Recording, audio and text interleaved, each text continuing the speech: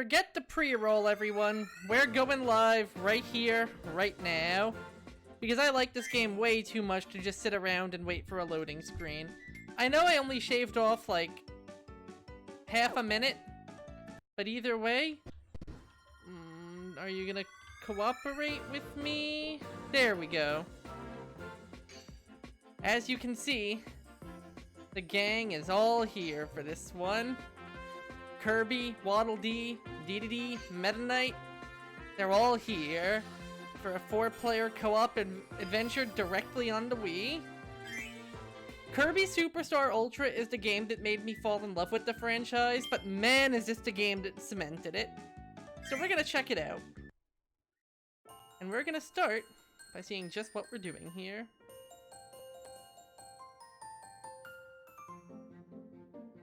The modern era of Kirby needs no words. Instead, it has cake. A cake that everybody wants to share, and except Meta Knight, because Meta Knight doesn't eat cake. Meta Knight eats books. Also, hi, early cameo from Morpho Knight. That double take towards the cake. Here comes a ship that's been having a really bad day. Look, it is deeply important to people's understanding of the Kerbothon to know that the butterfly is real and strong and is not your friend and can and will hurt you. No, I'm not crazy. You'll all see once I get a Nintendo Switch capture card. But first, here's someone that is our friend. Coming to you live from the remains of the lore Star Cutter. It's the man, the myth, the legend. It's Megalore! Look at this friendly little guy. Lost and alone, having crashed down on the planet. Lost all of his ship parts. He's gonna die in 30 days if he doesn't get all of the Pikmin to find the parts of the ship and bring it back together. Wait, I think I'm thinking of someone else. Ah well, who needs Pikmin when you've got a pink man? Kirby's on the case. And all of his friends just got roped into this too. But it's okay, they're all agreeable. Even if Meta Knight's looking chilly over there, Batmaning himself up. So you must travel to the corners of Popstar and get this thing pulled back together. Shouldn't be too hard. Also, I guess this is the first game to confirm that Meta Knight does indeed take off his cape and reveal his wings, instead of it being some kind of transforming wing cape. I know in Brawl it transforms, but obviously, like, Smash Bros, it would be very hard to keep track of if every time he did that he had to take his cape off. So, we're kicking things off in Cookie Country. Now we are playing this game with a sideways Wiimote setup instead of our usual keypads and buttons. Hello River, welcome aboard! But if anything, I think that's gonna make this control all the more smoothly. Our goal? Not to play 4 players, because I have no friends that are in my room with me right now.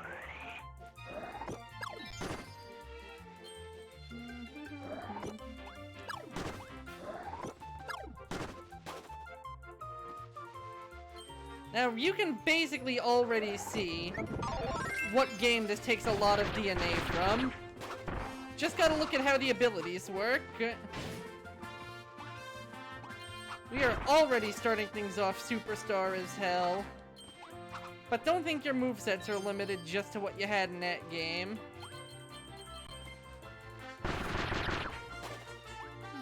You missed our opening cutscene, and that's about it. This is literally the first level.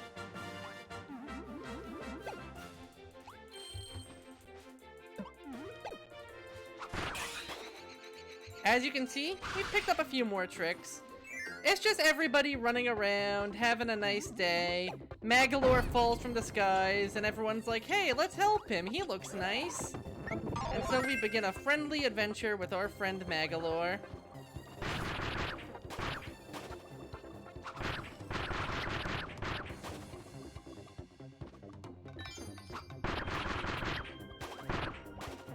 Now, one thing that has not been in the Kirby series for a long time, items. This game brings them back for the first time since Dreamland. It is a pretty hype combo. Get used to the hunt for energy spheres, because that makes up a large portion of this game. Oh no. Oh no, did I calibrate? I guess I did. Okay, shoulder button does the thing. Good to know. So we do have our super suck accounted for.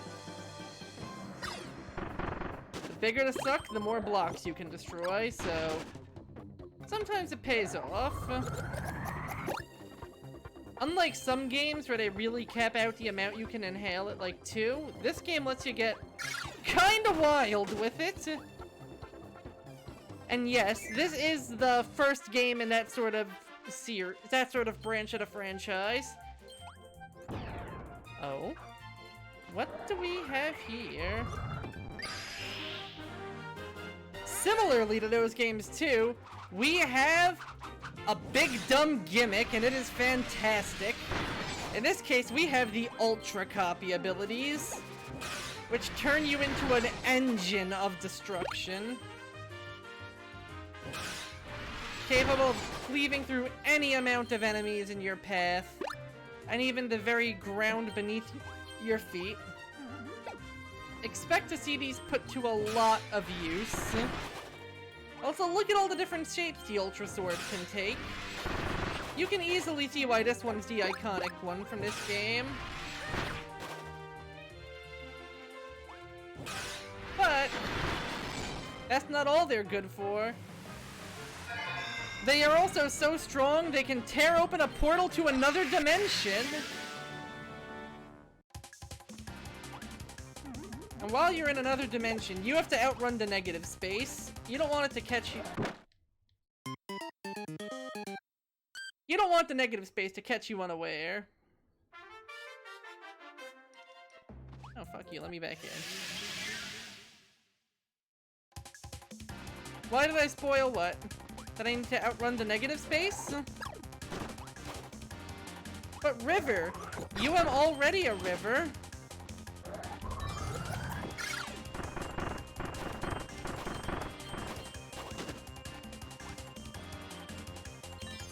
Either way, negative space is usually fairly trivial to outrun.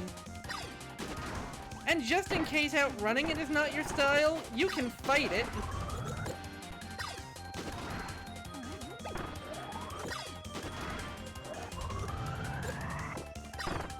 Take that negative space.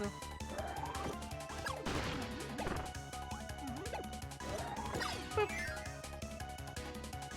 Yeah, they make them big nowadays. They're getting into the protein. 2 energy spheres. We have to fight a sphere doomer to get it. It looks like they're made of the negative space.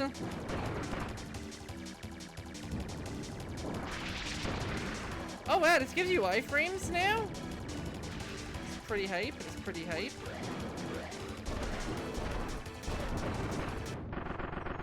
Also their boss music, pretty cool. Naturally, in levels where these guys accrue, we might have an easier time getting our hands on energy spheres. It seems the other dimension, between the energy spheres being stored inside of it by sphere doomers, do these guys basically eat Magolor's energy source? Interesting.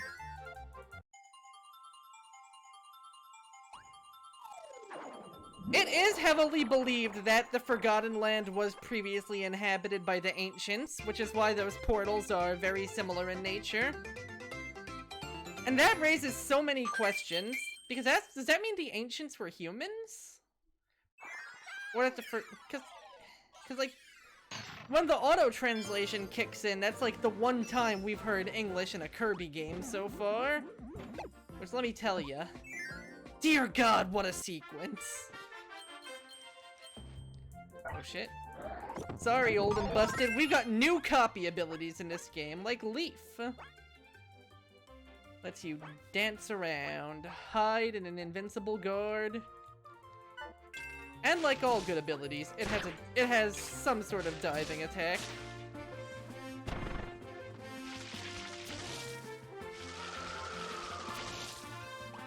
far as new abilities go, it's pretty neat. So much of Forgotten Land was such a good what the fuck moment.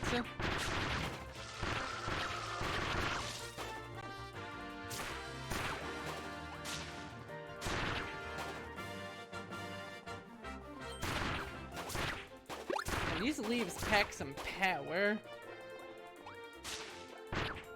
But it's always nice when a new ability gets off to a really cool start. Does leaf reappear in Triple Deluxe? I feel like it does thanks to that game's more natural scheme, but I don't think it's been in the game since then. Which is a shame, because it was really cool. Or maybe this was its only appearance, in which case even more of a shame, because it's a really cool ability. Okay, good. Glad to know my memory is on point. Oh god, Triple Deluxe also introduced Clown, I think. What an ability.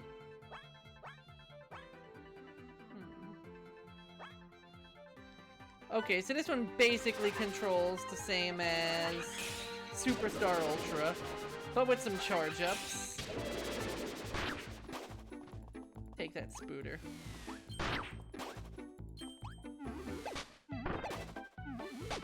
Your friends call you Spooter, but I am not your friend. And of course, be sure to keep an eye out for energy spheres. We do not want to get through this game without getting all the Metal Gears. Then we'll make Magolor sad. And do you really want to make Magolor sad?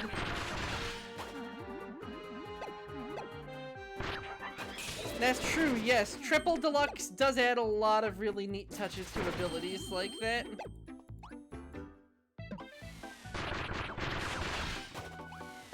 Like, for example, it gives Sword a nice jumping up spin, which is just a really cool ability. Ooh, are we gonna get our first mid-boss fight? Is he guarding? No. No, we're getting a gun!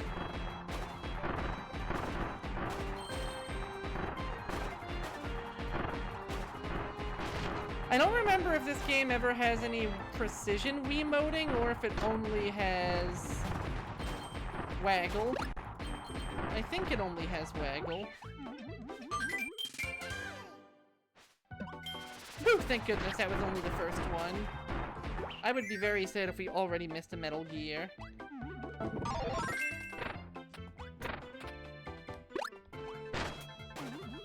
Oh, Needle, you will always be one of my favorite Kirby abilities, despite really not being that great.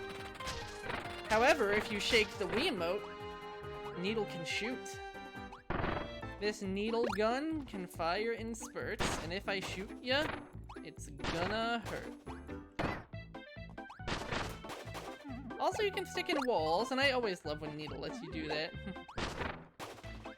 They call that cannon a crackler, huh? Interesting. Keep an eye out for Metal Gears. Oh. Okay, that hollow looks sus as hell. I wonder if I can enter it.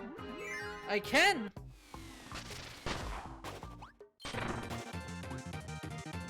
Just an invincibility candy and some spiders, but hey, I'm glad that my attentiveness to detail is noticed.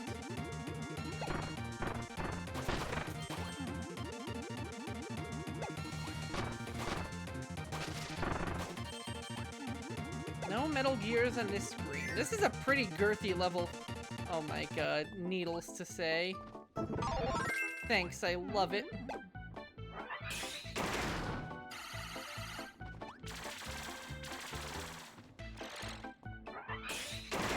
Any other new abilities in this one, or no? This is basically identical to Superstars. Like I said, expect to see a lot of the same DNA as you saw in Superstar. And we have some new staple mid-bosses. Say hi to Gigant Edge, and I hope you're ready to keep saying hi to him, because with how prolific he is, dude might as well be like the Mr. Frosty of this era of Kirby. Now, I would have liked to keep Beam, but good Kirby wisdom. Where was it? Oh well, we'll figure it out soon.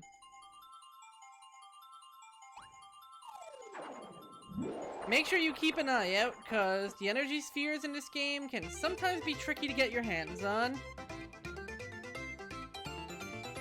Oh, look at that modern day Kirby dance. Look at him break it down. Also, real talk, the wind tickling your nose is the worst feeling. Agony. So keep a very close eye out. We know it's after the Crackle Room, but before the mini-boss.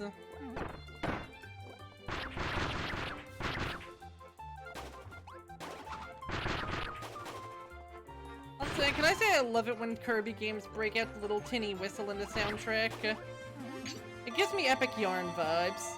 I don't believe UFO makes a comeback until Robobot. Or was it Star Allies? No, I think it was Robobot and it was via Amiibo support. Which, let me tell you, talk about controversial decisions.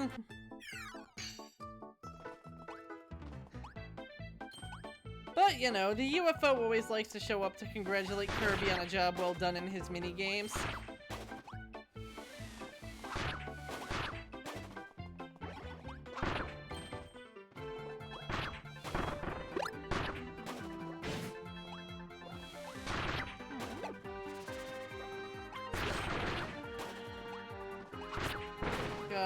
When I finally do get my hands on a Switch capture card, I'm totally gonna have to re-remember where all the Waddle Dees are hidden in Fedora Land, aren't I?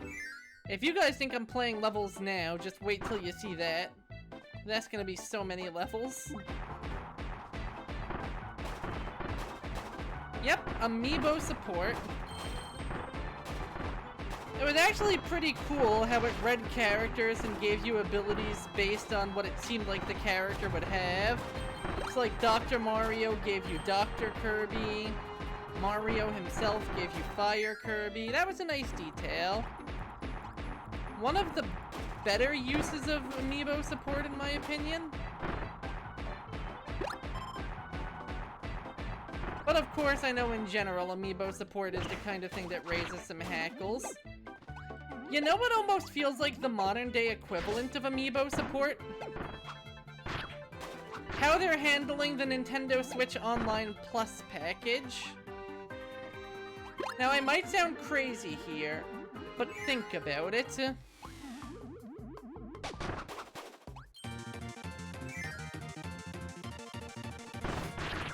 It's a single thing that you pick up that gives you a bunch of little unrelated bonuses. So in a way, the more Nintendo you consume, the more overall worthwhile the package becomes for you.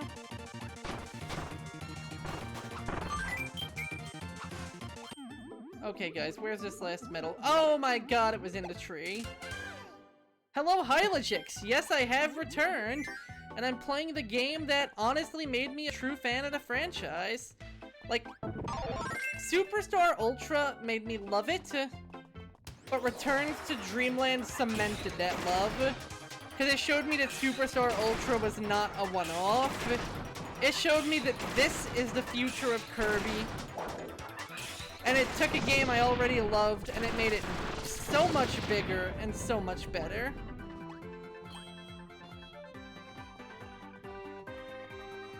Like, don't get me wrong, Superstar, absolute classic. But this game really just took everything I loved about it and tripled down. And then it led to just a whole string of games in the franchise all based around that style, and I couldn't be happier. So how are you doing today, Hylogix?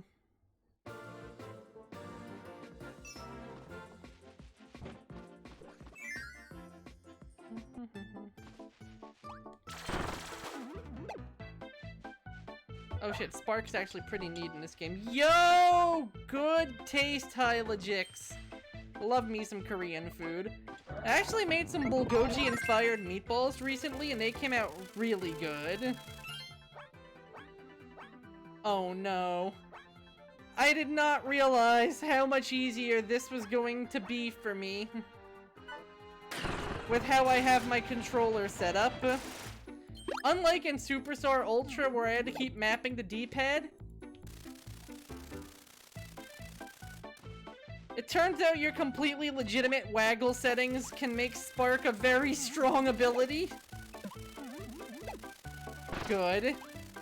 Give in to the corn dog. There actually is a Korean corn dog place around where I live. It's also got Korean donuts. It's a pretty cool place, if I do say so myself. I've only been once, but I enjoyed it when I went. Though honestly, if I'm ever going for Asian-inspired street food, usually I find myself going for the mochi donuts. Can't help it. I love them.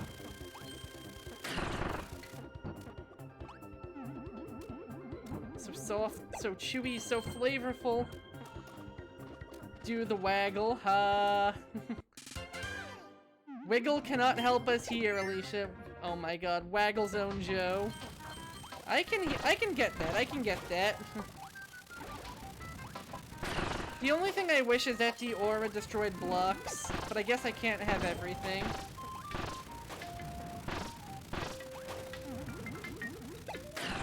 Also, I love how the 1-ups now are well and truly little Kirby's. Oh shit, it's time for a game of skill! Waddle Dee bowling! What? Okay, thank goodness that didn't count.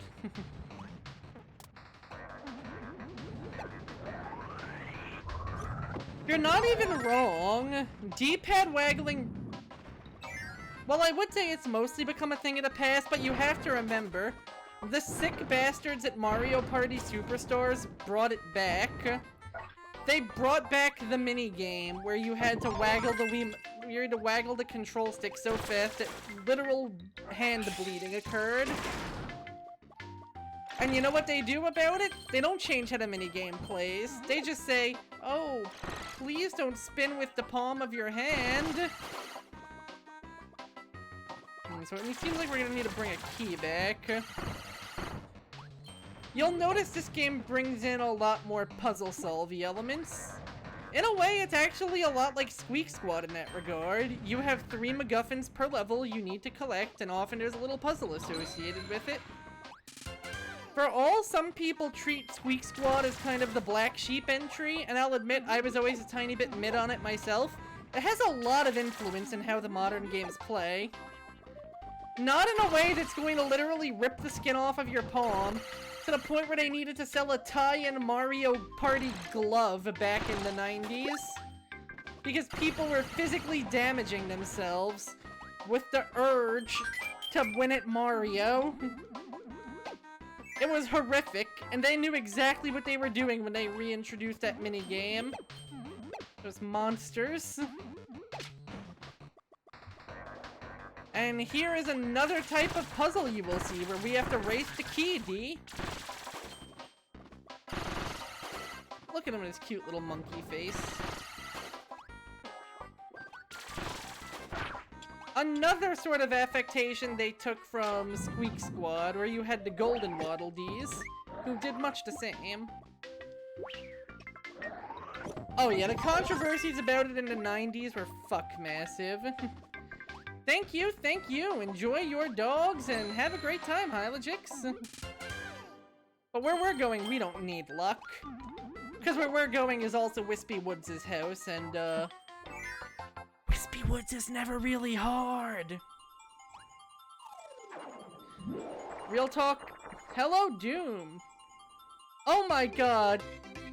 Oh my god, Dawn.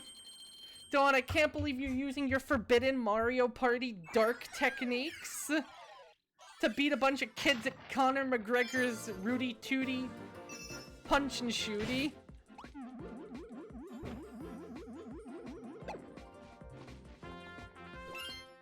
You know what? No, I can't do this. I'm sorry, guys. It's way too hot. It's way too hot. I'm calling up Captain Placeholder to protect my dignity. I'll be right back. In a differenter shirt. It's too hot for this dang thing.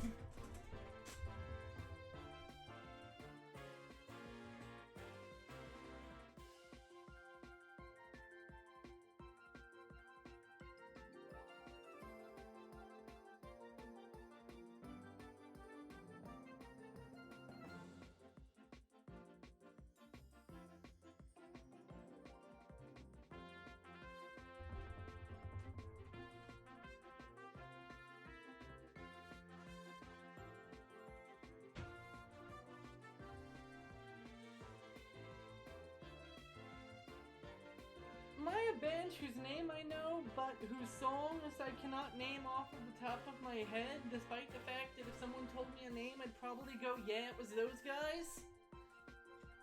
Because right now... Drumroll, please.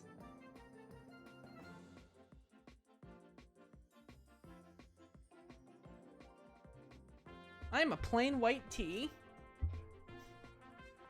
Yes, that was a lot of build-up for an incredibly awful pun. If you did not expect that, have you been watching me lately? And that's just kind of the norm with me. Wait, hold on, I'm a little tangled up. My headphones and my controller are currently in a symbiotic relationship. There we go, mutualism busted. You're just salty because Captain Placeholder deprived the chance to show the audience my titty. I know, it's such a shame. Oh! It was on a different animation cell, I should have seen that coming! I think it actually is, because these look a little bit almost 2D, and the other ones had a bit more texture to them. Oh my god, they're different colors. It's literally like the old cartoons.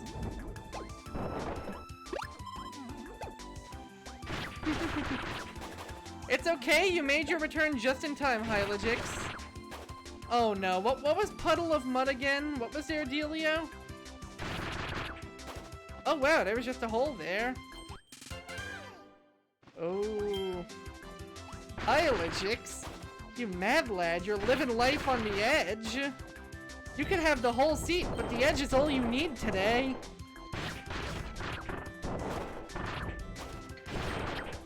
In all seriousness, do make sure to be safe, please.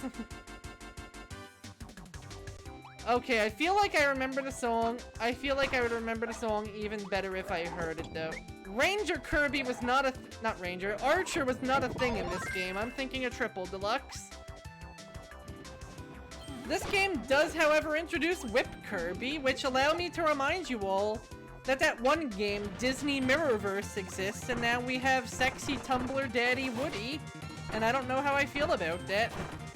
Why did they make Woody hot? Are they trying to make all the girls want to get a snake in their boot, huh? Are we gonna get sexy Buzz Lightyear too, or are they just gonna give us the movie Buzz Lightyear?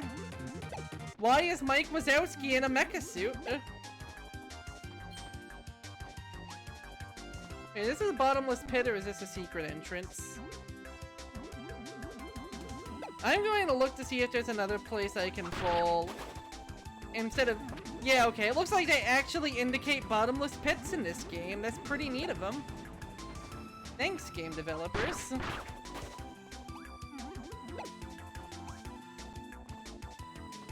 Yeah, it definitely looks like death.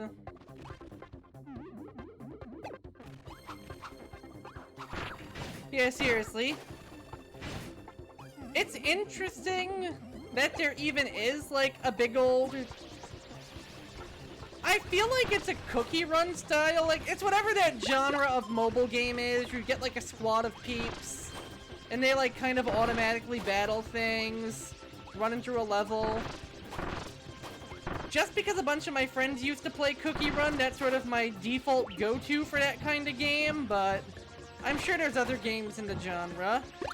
Is Fate Grand Order one of those? The fact that it's from a sideways perspective makes it feel like it isn't, but I guess it is kind of the exact same sort of game. So I don't know.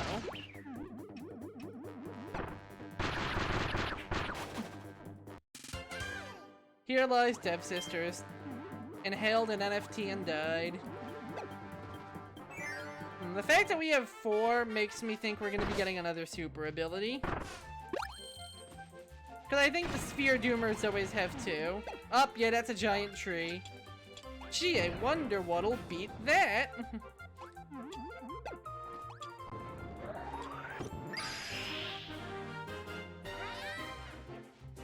That's right, FGO has like a rock, paper, scissorsy kind of thing. Either way, enjoy Monster Flame. Oh yeah, and he's also have a little ability. He's also have little descriptions to him. Yeah. Pretty badass, huh?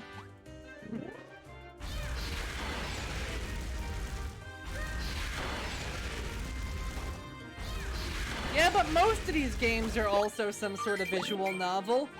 It's how they make you love the characters and want to spend money on them.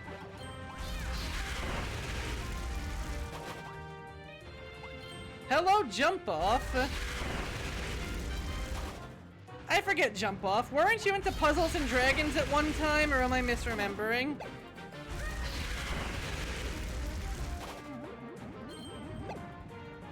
It's weird to think how Puzzles and Dragons kind of, like, felt like one of the big firsts in that whole craze, and nowadays I don't really hear much about it.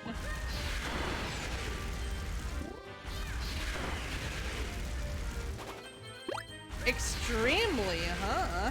Nice, nice. Remember when for some reason they made Puzzles and Dragons Mario Mix? The weirdest crossover since Dance Dance Revolution Mario Mix? Oh no, it's shit? Tell me how it has become shit.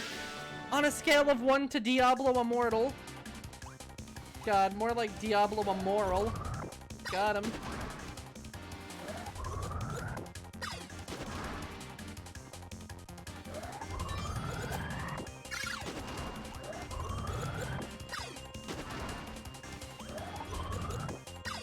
Man, I'm so happy Mario DDR Mix exists. What, Diablo Immoral? Oof. I'm guessing it was the kind of design where they knew at that point the only people still playing were like the Giga Whales. So they made dungeons where you need like a level 3000 left hand of the Forbidden One just to get anything done.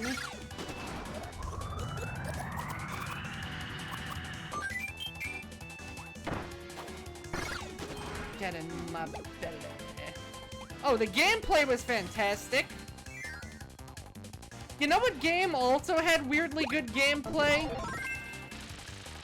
The Inexplicable Pac-Man spin-off.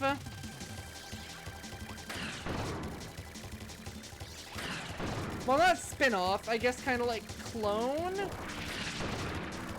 Upgrade system, not that bad. Good to know. Also, energy spheres. We are just about ready to fight a tree. A time-honored tradition in Kirby Land. 297ing? Why is it such a specific number?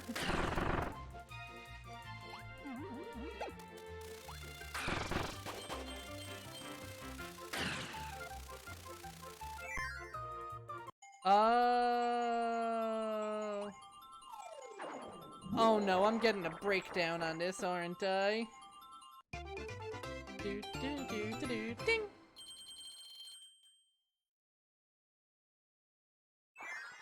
Gotcha, and let me guess, that's an incredibly time-consuming process involving eating a lot of monsters. It's time. It's time for us to beat the tears out of a tree! Get over here, Wispy!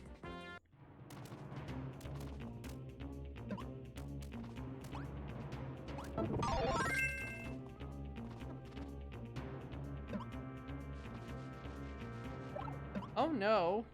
It's half gotcha, half grind? Oh, look at Wispy Woods. He has textures now. Haha, this is gonna be so easy. Oh shit! He's learned! He did not learn enough. I totally knew he was gonna do that, but I'll be honest. I wanted to see if you guys would have knew. Give the audience a little treat, you know?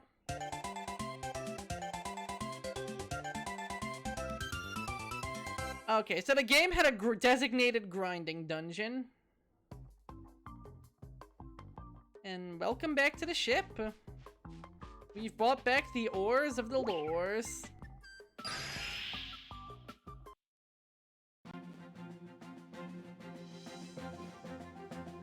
I love the little parchment cutscenes, they're cute.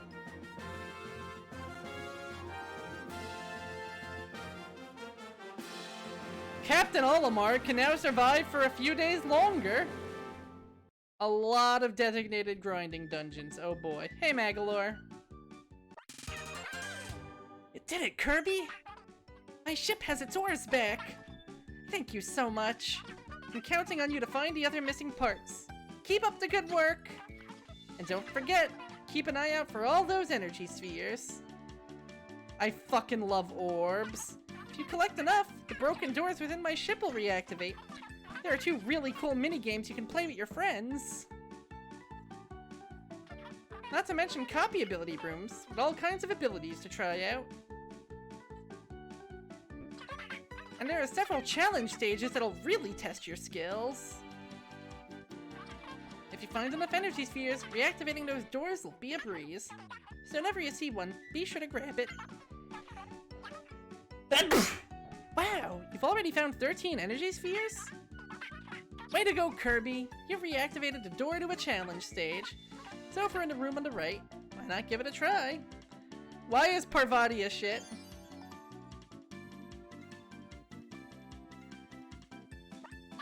Hey, Kirby!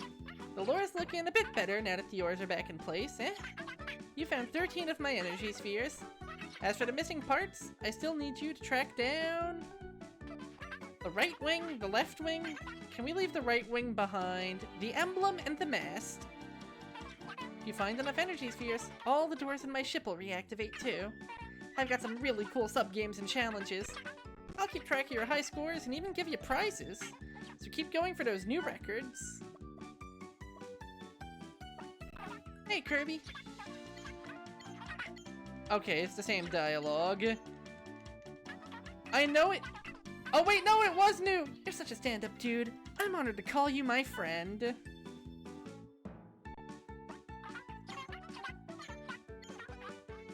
What was the dialogue I missed? That sounds horrible, jump off. What the fuck?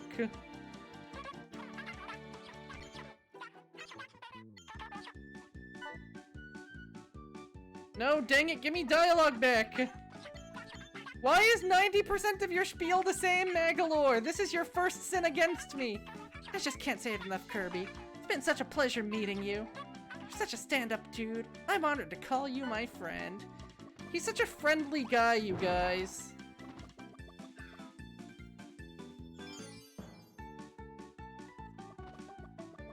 So basically you have to either grind her to death, or you have to just... Can I reach the goal before time runs out? Let's do this. Or just go very slowly.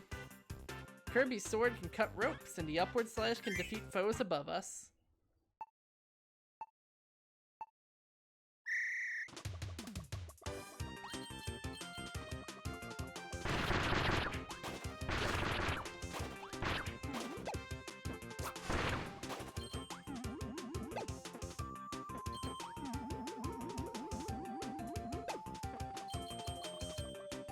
Secret door? It sounds very complex.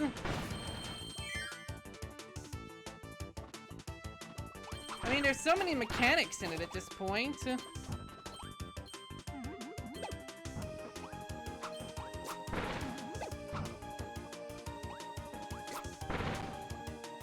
mean, how long has it been around for? I legit think it's at least, if not the oldest gacha game, one of the oldest.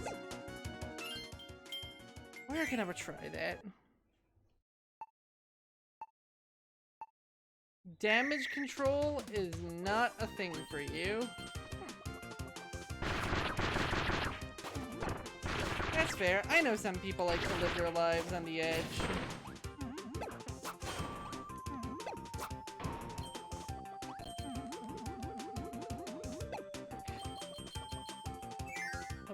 I may need to put this stream on a brief delay, by the way, once I'm done with this stage. So you were still playing around the time of Noctis, Callum, whatever the fridge he was called. Tetsuya Nomura's lost son. Dude really took being taken off of the FF15 team personally, like, hot damn. Is this the goal? No, this is not the goal. Yeah. Okay, I'm gonna retry this in a second, but I kinda gotta use the bathroom, so I'm throwing up a long placeholder. Please don't be mad. Be right back, guys. See you soon.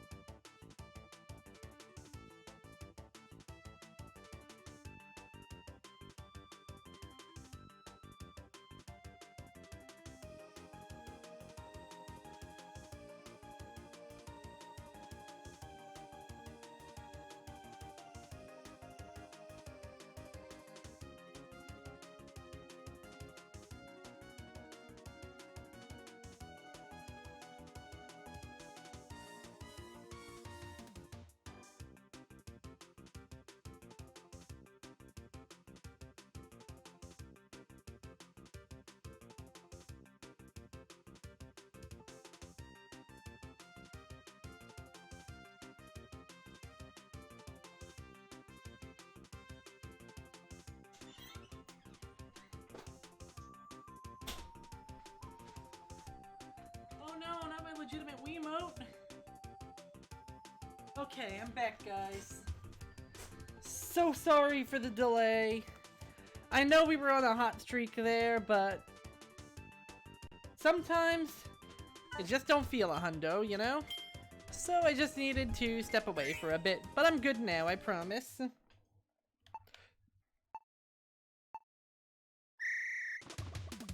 Thank y'all for behaving while I was out. Y'all are all a bunch of trustworthy individuals and my favorite deputies. Oh.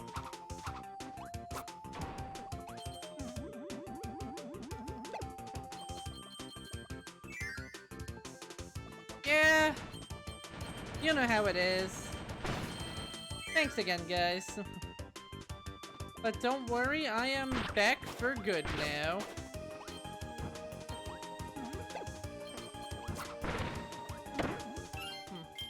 Don't want to get the coins punched out of me. We're just gonna make sure that I pull this off just the way I should. I don't remember if there was a platinum medal category or anything like that. I feel like there might have been, but honestly, I just do not remember.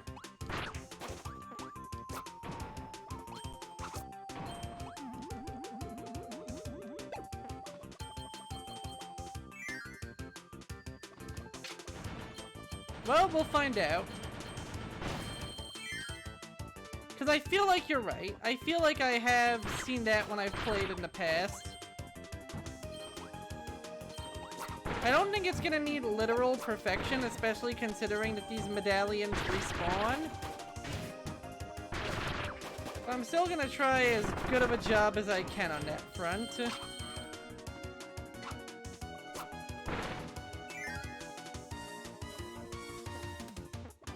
I'm gonna go this way. I'm gonna go this way so I can squash all the enemies. Oh yeah, I forgot that these guys are in the game. Hi, Flying Sword Bros.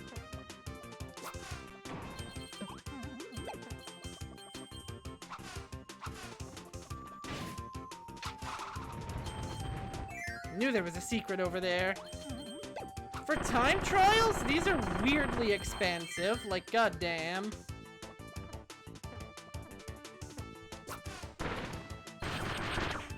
Like, normally a time trial doesn't feel like the kind of thing where you're gonna get, like, a shit ton of side pathways, you know?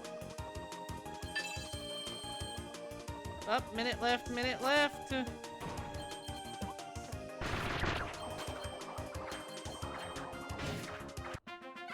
let's see how we did.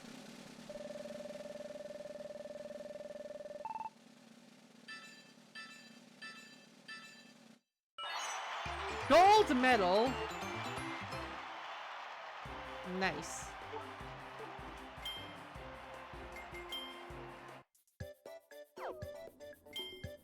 So I think we're done with that challenge. Unless there is a platinum, in which case, I'm gonna be tempted.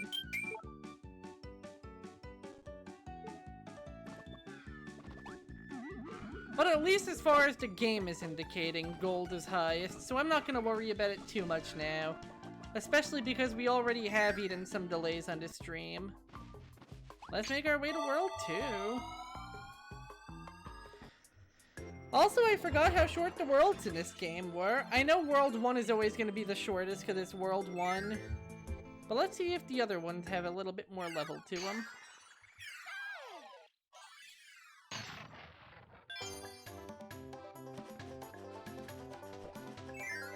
How's everyone been doing tonight, by the way?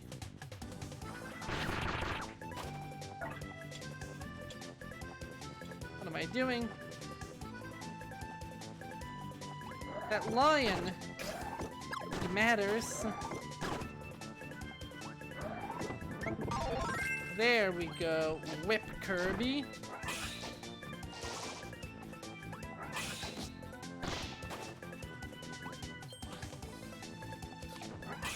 Nice! I'm glad your ogre collection's going well. I'm glad you're doing alright. I know your day certainly had a start, so I'm glad that it's going a bit better now. Always look for the orange doors. Nice little lesson on the fact that whip can be used to grab things. Pay attention, it could come in handy.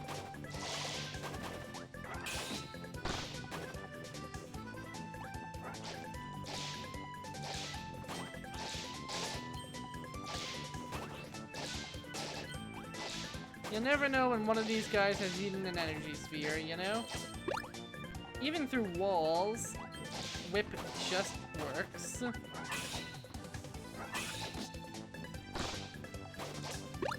I thought that was a Chicago-style hot dog for a second. Whip Kirby is great.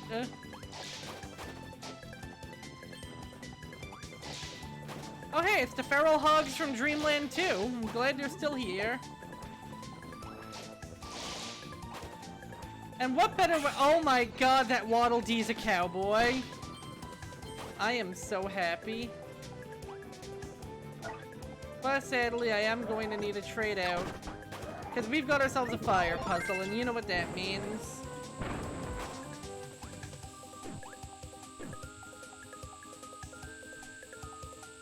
The fire, thankfully, does not move as fast as it does in some games, which is good because that fire terrifying.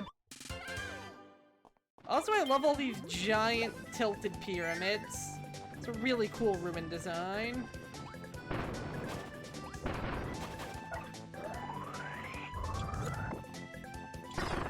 What do we have here? See, the game just keeps mixing it up. It keeps giving me reasons to check out new areas. That's the mark of good Kirby level design, in my opinion. It's never going to be the most challenging, because you can literally fly and you have a giant fighting game moveset to fight enemies whose main form of attack is amble forward. So the best way to make a good Kirby level design, in my opinion, is to let you get creative with it. Give me reasons to keep taking powers, ways of solving problems in multiple directions, specific issues that need specific powers to solve them. These games give you massive toolboxes, and the more you actually need to use them, the better, in my opinion.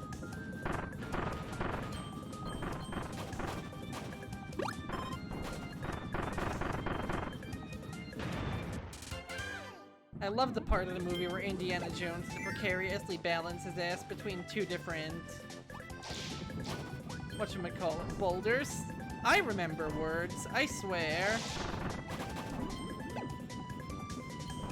By the way, the boss of this world is one of my favorite minor one-off Kirby characters.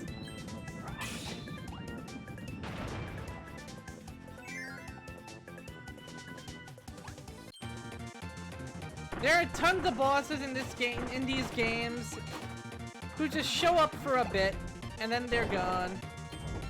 And this area's boss is one of the ones that I like the most from that illustrious list.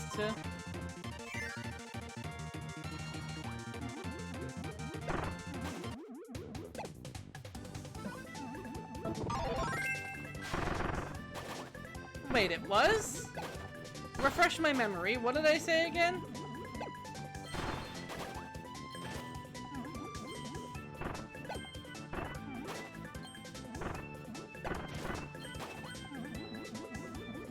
Because real talk, when I'm streaming, words kind of just come out.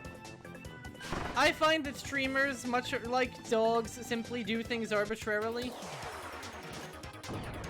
Ha ha ha, funny. Oh god, I forgot how ass Bonkers looked in this game. Bonkers, my buddy, what happened? You're like 5 polygons behind everyone else. My dude, those shorts textures are horrendous. Oh well, doesn't matter. Had hammer.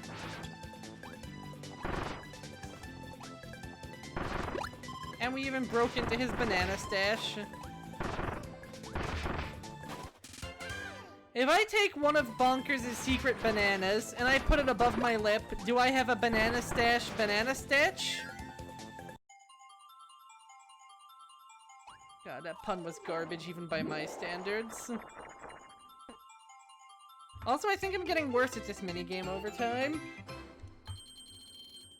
Not that it matters in this game, because the only change is just, like, double the star coins. It's interesting how star coins is a currency. Oh boy, we've unlocked the ninja dojo. Thanks, Magalore. Also, we've got some desert banjo going on. As well as it looks to be another 4-stager. Also, man, what was the last game to have a world map like this? Kirby's Dream Land 2?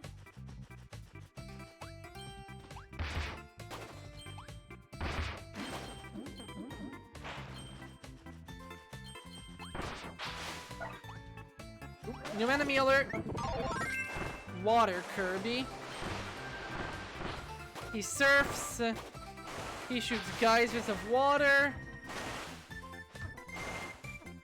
He commands the rainbow. And he can also just pull a Super Mario Sunshine. Behold.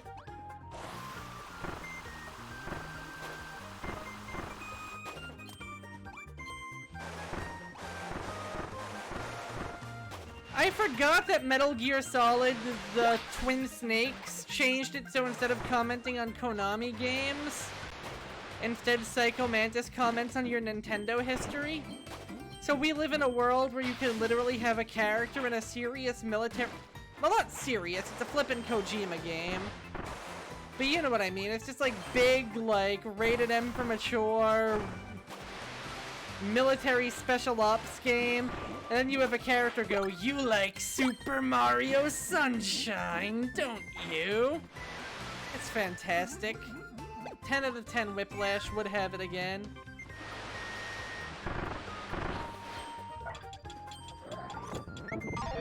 Huh, there's no mix in this game. Instead, you just pick up ability, get ability. But Stone is very similar, except for the fact that now it has a few actual attacks to it. You can dash, you can still slide down hills, and you get a big old rocky fist to make people regret their life choices with.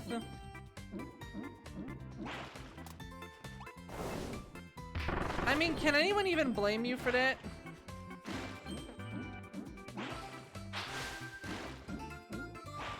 Okay, no, that's just the swimming speed. I am not missing any button inputs, you just don't swim very fast. It's okay. Oh my god. Were you trying to defeat magic with hacking? Because if so, that's incredible.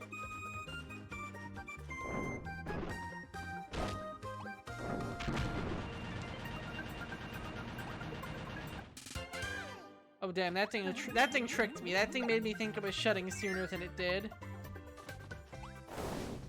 God, that's right! We did live in an age where Googling hadn't become a verb yet, because there actually were alternatives. Dude, you used to be able to ask Jeeves things. I don't even know if it was a good search engine, but it had a funny British man on it. That's all we needed back then.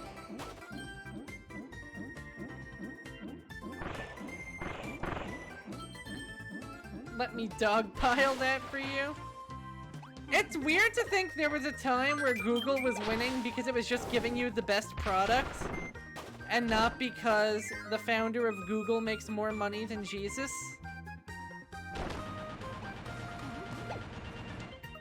Well.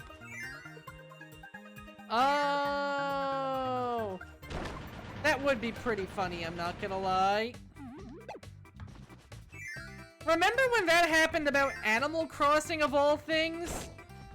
A bunch of people thought that for some reason, like, the offline Animal Crossings had you, like, writing to old men or something just because Mayor Tortimer existed. Pre-internet scares were weird. Oh man, Rossetti was another total freak-out moment for young gamers.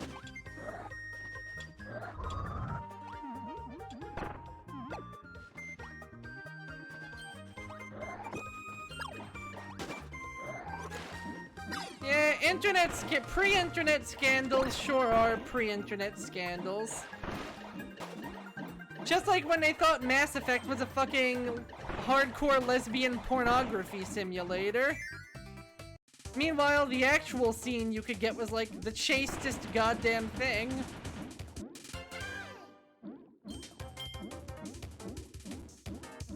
Maybe 1 second of blue boob. But they were like, no. They're ruining the internet. They're ruining our kids' imaginations with hardcore alien lesbians.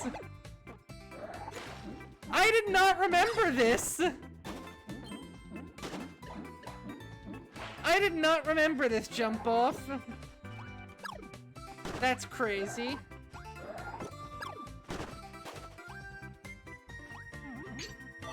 I mean, jump off. Didn't that also happen with one of the Grand Theft Auto games where they tried to ban the game because someone modded in a cut sex scene?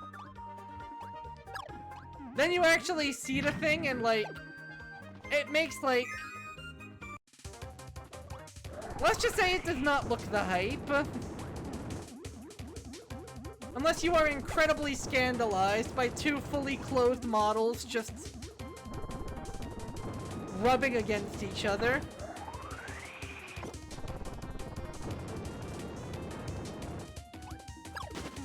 God, the internet has... Oh, we had another energy sphere sequence. Meet the flare beam. You know, that's actually a really good point. Because, yeah, God of War, Sony's darling, had, like, literal, fully, like, programmed-in sex minigames each time. Like, I think they cut away from the action, but still.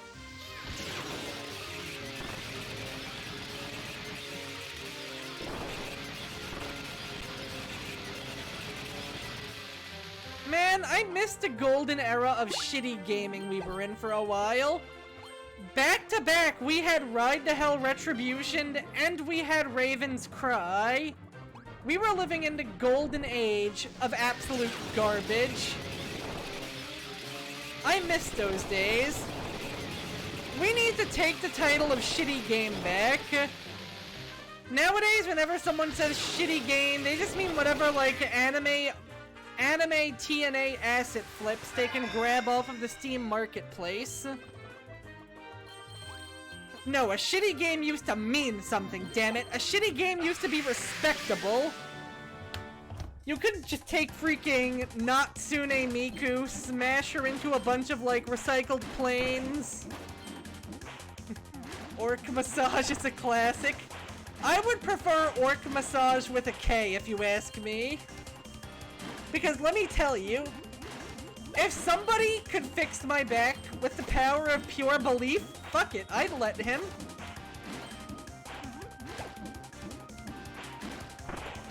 I don't care if he punches all the teeth out of my mouth afterwards.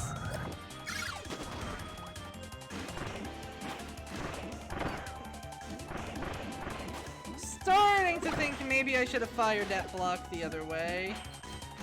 I know the pure belief with orcs is kind of a meme and an exaggeration. But let's be honest, for the purpose of that... Oh. Oh my god. Yes, please. Please break my back, jump off. The best part is I'm not even fucking around, because this could actually happen.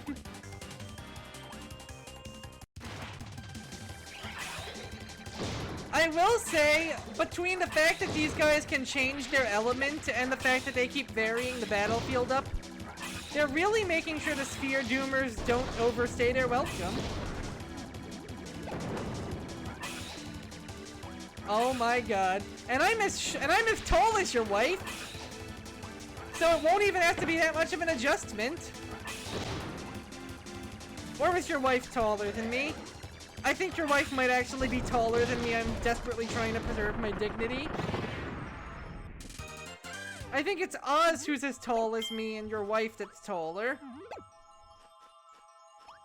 You know, because we've calculated these things. Yes, right, she is taller than me.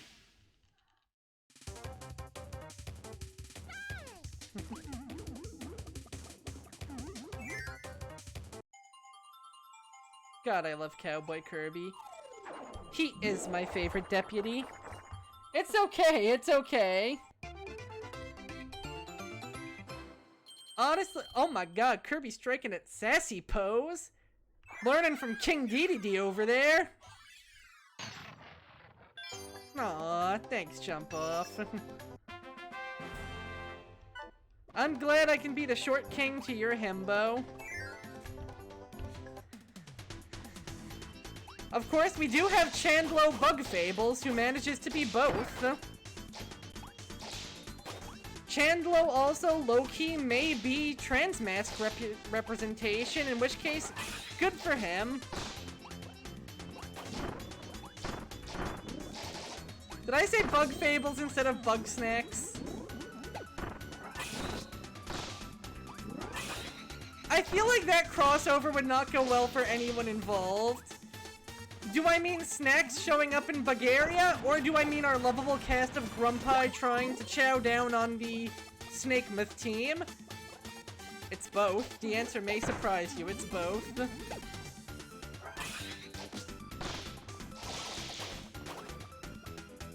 That said, now I really want to see Kabu try and strike up a conversation with the Bunger. Because let's be honest, everybody else would long have given up, and Kabu's like, wait, no, I swear I can reach him! Meanwhile, the Bunger's just... Bunger. He has one word, and he must not scream.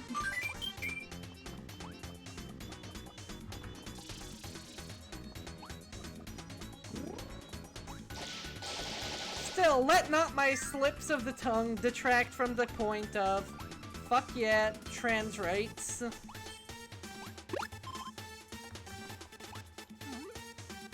Okay, this one has a star, so I think that means it's a good path. Yes, it is. Haha, context clues. Also, yes, sleep is in fact still in this game. Why wouldn't it be? I love the giant sandy watermelon being carried on that geyser over there.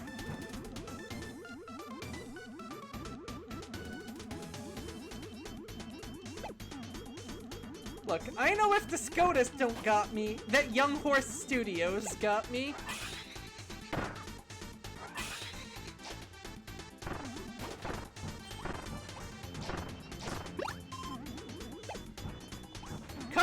Come to the Isle of Snacksburg, everybody.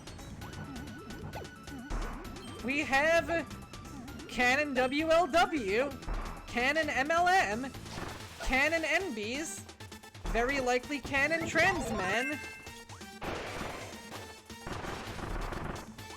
And the best part is, none of them have to die. If the gays get buried, it is entirely through your own failures. In fact, apparently the developers actually avoided a scene that could have been construed as that trope.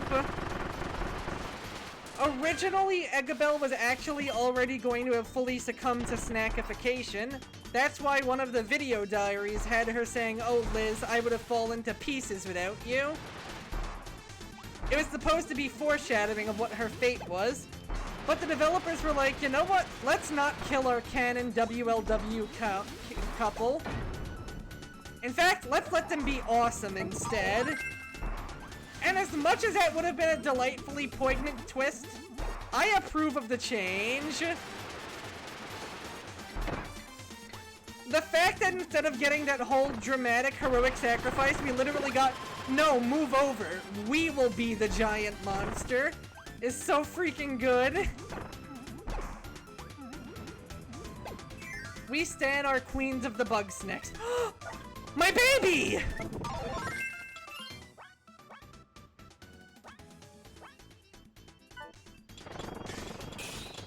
Oh my god, that's true. Cromdo is multi-level marketing representation.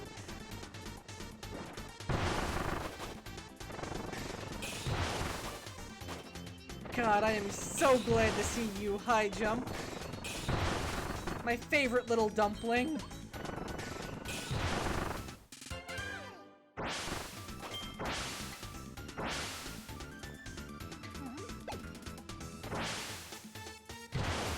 It can even go downwards now. Also, this is some good club music, I'm not gonna lie. I'd break it down to this. Tomato in a box!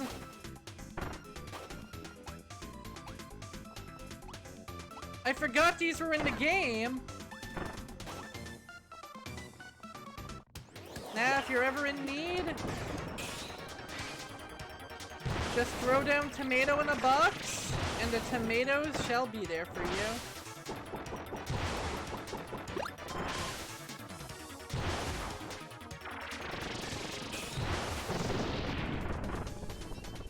Ha ha ha. And yes, King Do, the boss of all Waddle Doos. I wonder if King DDD takes issue with his existence on account of gimmick infringement. Also, I'm sorry, but gimmick infringement may be my favorite wrestling term of all time.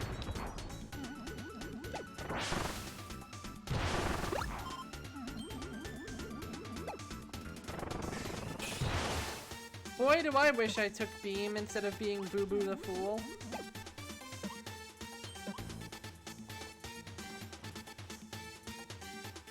It comes with less Noblars than it comes with Iron Guts? Well, I mean, that makes sense, considering, you know, it's Box Iron Jaw, not Box Noblar. Wait, if their minimum unit size is 20 and you bought like 5 boxes, I'm pretty sure you can field them. God, watch. There's gonna be an energy sphere inside of that maze of bricks, and I'm gonna be so mad. Oh, you bought... Oh, okay, okay. That's still pretty nuts for a unit that does not get equal billing.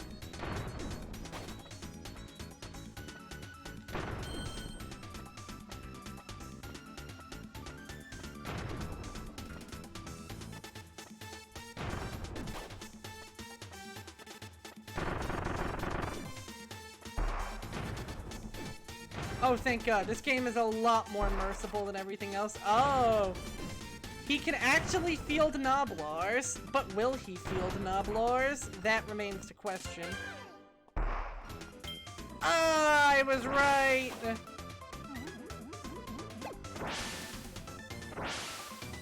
It's totally in that box I neglected. The game gives me a fully functional model. I could just use it as decoration, or I could be smart and save money. Oh no, what's the use case?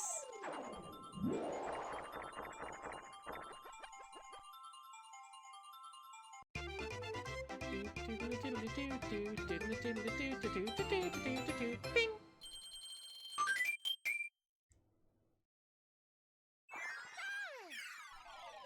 So we're getting to the part where the game starts throwing a few more energy spheres at us.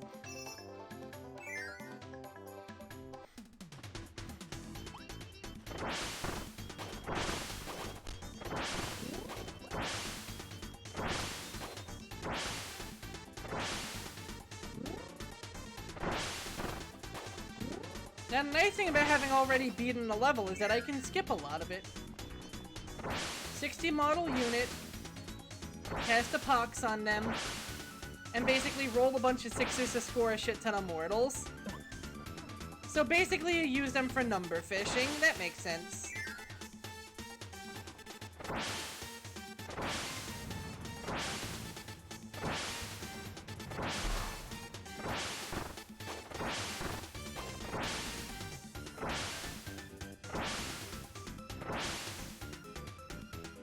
I love when a Kirby game lets you fly stupidly high for no reason.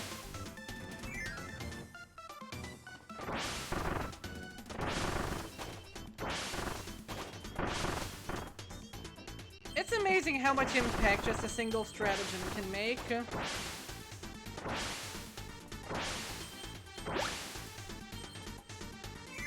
If you get them within 8 inches, how many shots do they get with their gun?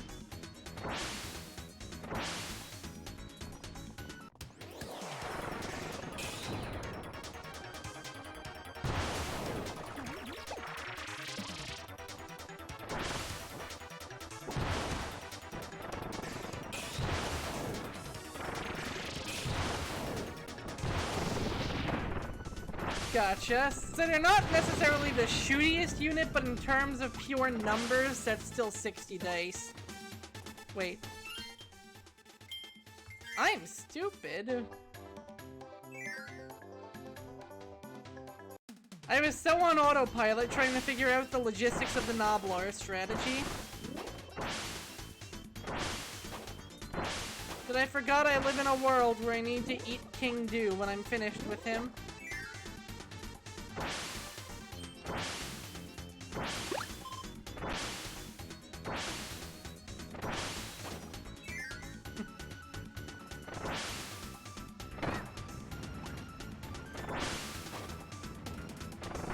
Why does that strategy feel like an orc strategy? Just bury them under the weight of my dice and then let God sort them out?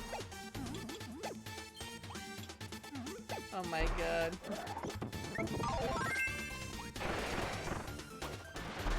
I'm trying to remember what morbing time means I've seen recently that made it sound even more cursed than usual.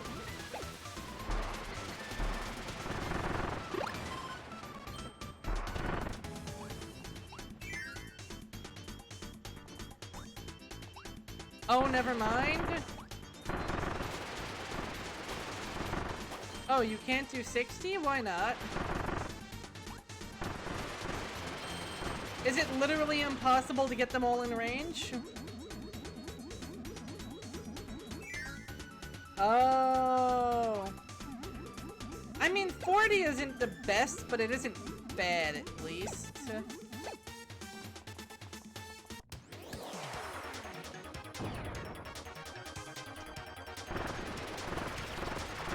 And you know what? Props to Sigmar for putting a cap on units bullshit in his game. Sigmar continues to do what the Emperor ain't.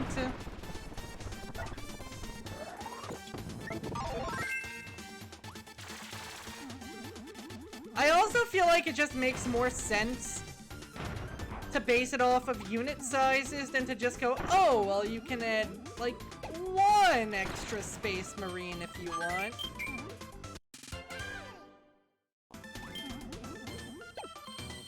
That's true, that is true.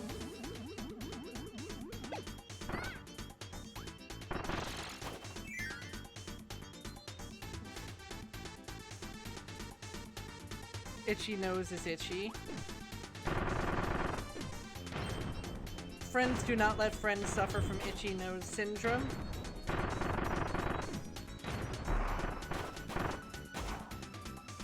But it doesn't matter, because friends just beat this level.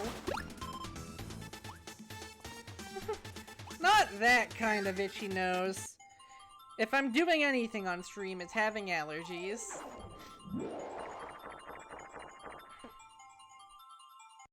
Not like Alicia, who knows her way around Coke really well.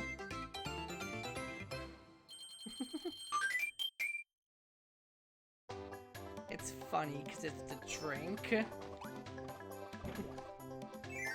Damn, not even an ounce of shame about it. Look at her go, boys. Oh no, they've turned into Phantos. They chase as long as I have the key. Oh god, Poppy Brothers Jr., you also really don't look so hot this game. Also, Bomb has a new hat now.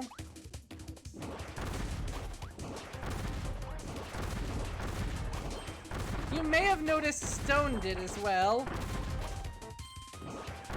Interestingly enough, both Stone and Ninja changed, despite them formerly being palette swaps of the same look.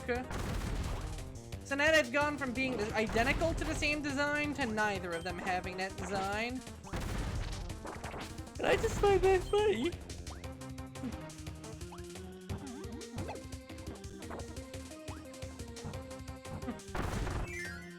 I'll be honest, regular Coke don't do it for me, but Mexicoke? Oh, I actually am fond of Mexicoke.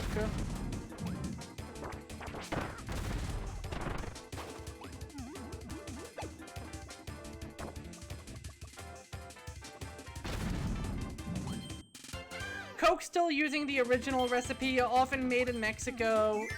Cane sugar instead of corn syrup, comes in the glass bottle.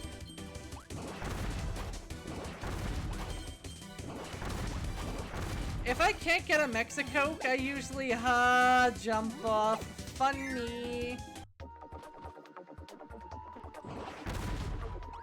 Oh shit, the bombs actually light the area. That's pretty cool.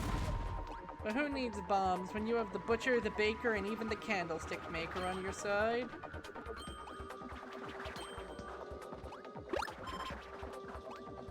Neat. So I'd best be careful, because it sure looks like it's getting dimmer around here.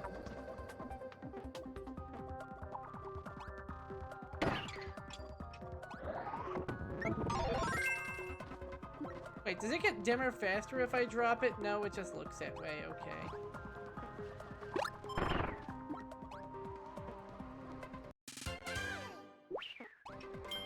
Oh my god. Can we talk about that for a second? Imagine, if you will, you were watching a TV show, and some new characters appear, right? And you want to know what their deal is. Instead of actually introducing them, or even saying what they're like... Oh, my candle burn. Instead of actually introducing them, describing what they're like, or even hinting at what's going on, one of your characters just goes, "It's the Butcher and the Blade!" And even in universe, everyone's asking, wait, who are these guys? What's their deal? Why should I care about them? What's going on with them? And the only response you get is just the Butcher and the Blade being repeated over and over again.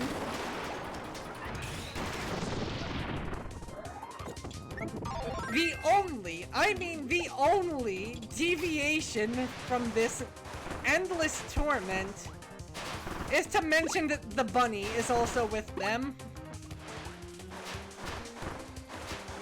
That's all you're getting. The Butcher, the Blade, and maybe the bunny.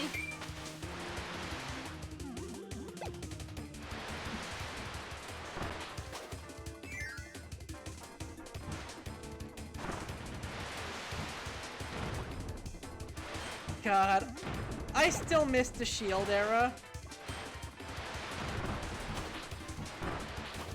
I'm happy that John Moxley has moved on to deliver some of the best work in his entire career. But at the same time, the Shield was maybe the most iconic thing that's been produced in a while. Thank you, Dawn! Thank you for that. Ooh, I'm the Invisible Man. I'm the Invisible Man. Incredible how you can see right through me.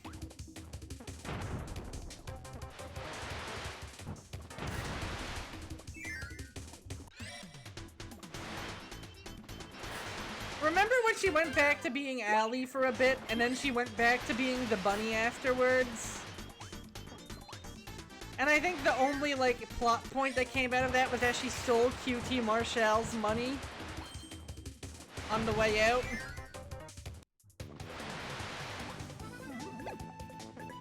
Real talk, any storyline that involves Brandy Rhodes is a weird storyline. Oh my god. It's Butcher and the Blade. Yes, Butcher and the Blade. One is the Butcher, the other is the Blade. Yes, jump off? Absolutely horrendously, no indication of which parts go where.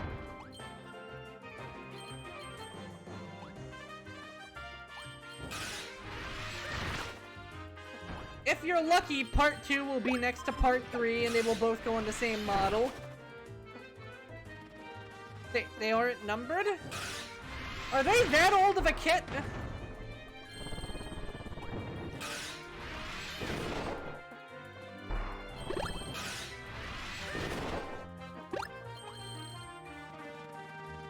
no numbers, but...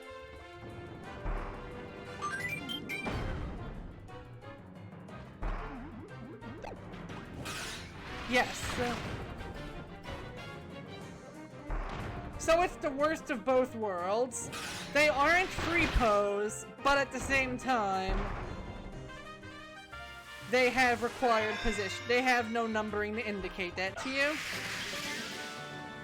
Such a shame. More like Shame's workshop, if you ask me.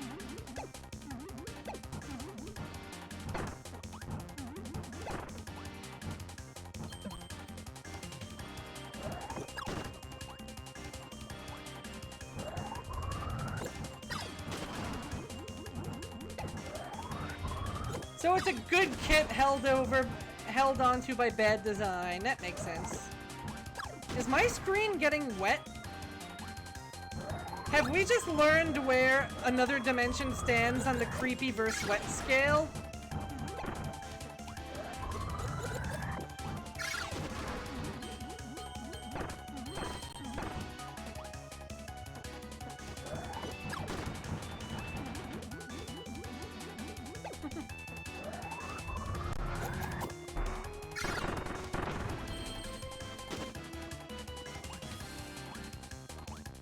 In all seriousness, that's the effect of so okay, so negative space is wet, not creepy. Good to know.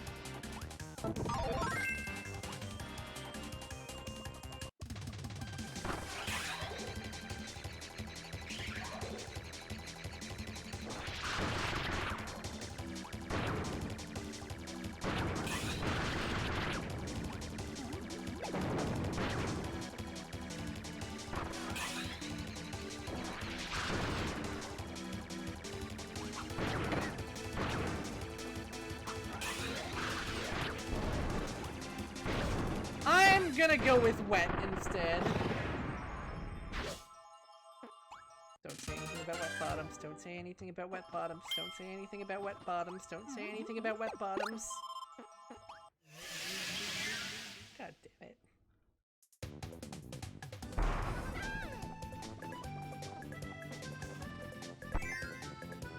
What was I thinking before this? I forgot. Oh, nice.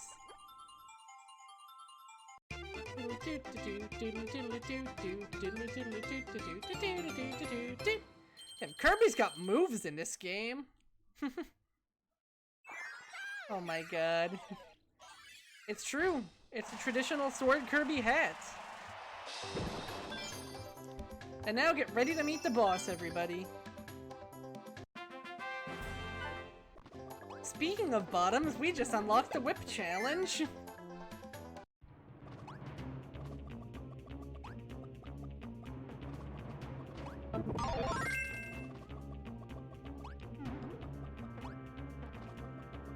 Welcome back. You're just in time for bottom chat. Here he is.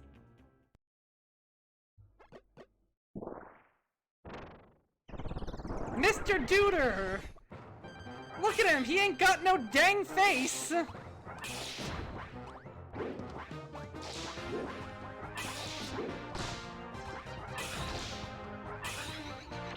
Look at this Luigi's Mansion ass guy!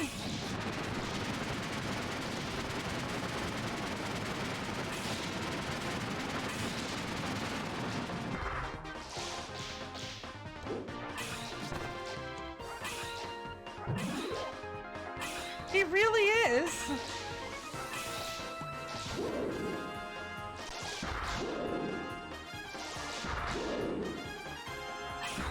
Speaking of bottoms, Luigi.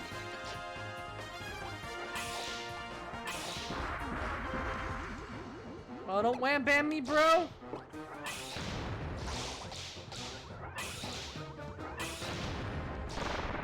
And whipped into that lack of a nose. And he is bald. With that, we get the lures, one of their wings.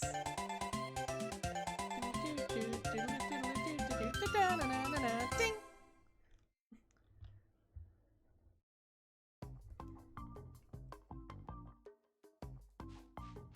I feel like for these games, we are going to at least do the regular arena with no ability. I offer no guarantees on trying the true arenas with no ability, but either way, we got a wing back.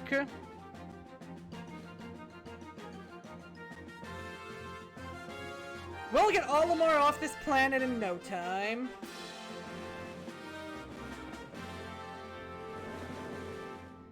Oh no, we got a right wing without a left wing to counterbalance it. It's Congress all over again. You did it, Kirby! My Star Cutter has its right wing back in place. Once we find all the parts and this baby can fly again, I'll take you on a trip to visit my home world. I come from a distant land. It lies at the end of an interdimensional tunnel connected to your planet. It's really far away, but the lore is a beast. It can get us there in no time. I do hope you'll take me up on my generous offer. Hey Kirby, what's new? I don't think this one wing is gonna get us off the ground. A slow and steady wins the race, right? I'll keep working on my repairs. You found 29 of my energy spheres. Once the lore can fly again, I'll take you to visit my home world. I come from a distant land. It lies at the end of an interdimensional tunnel connected to your planet. This is a slightly different explanation of the same concept, I think. I can't wait to go home. Okay, I'm gonna shake you down for your loose dialogue options. Come on, you got anything to say to me, buddy? You got anything to say to me? I'm making steady progress on my repairs, but there's only so much I can do without those lost parts. And 3 are still missing. I really hope you're gonna keep looking, Kirby. Got any other dialogue? Speak up, my dude.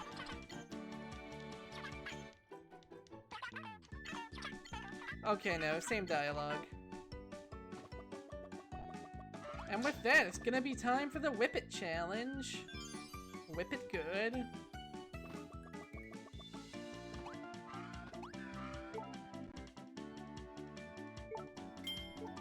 I wonder if this one's also gonna be an obstacle course. If you hit an item with the whip, it'll be pulled towards you.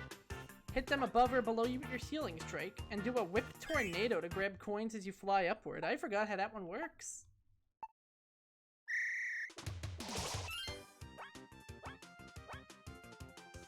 Down, up, B. Okay.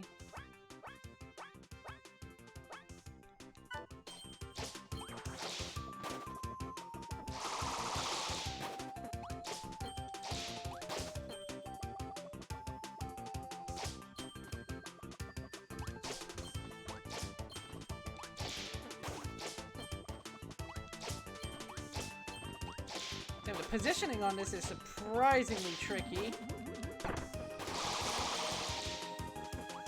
But that was a blender. God damn.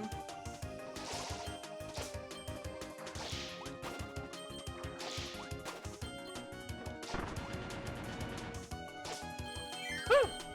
1,000 points. Go Kirby. Go Kirby. It's my birthday. It's my birthday. Oh! Okay, kill bomb. Good to know.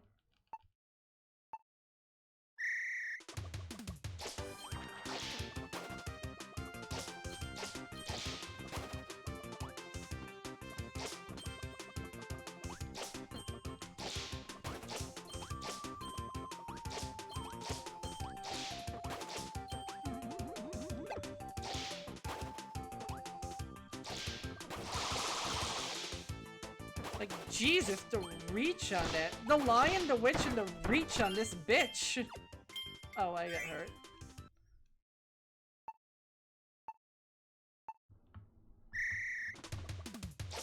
The fact that doing this no-hit counts for so much, because not only do you lose a lot if you get hit, but you also gain a lot if you no-hit it, means that's really, like, the most important element to these.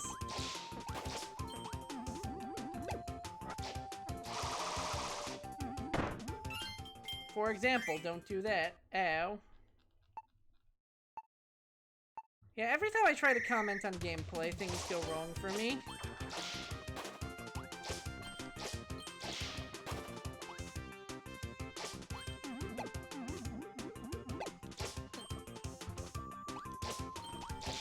Damn, they're really hiding some of these in tight locations, aren't they?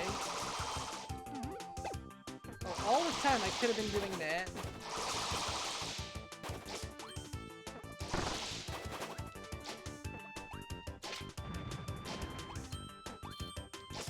Oh shit, another secret area? I didn't even know that this one was here.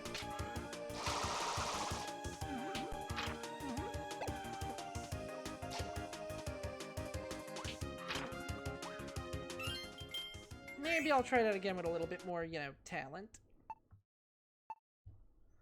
Yeah, these obstacle courses have a lot of secrets in them. I assumed they were going to be straight shots through, but no. They actually require, like, thinking, focus, game knowledge. I am fucked.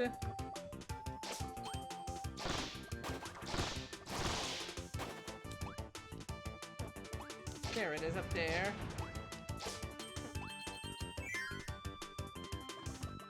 Get over here.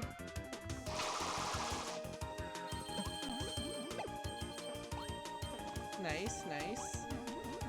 Exit out the way I came.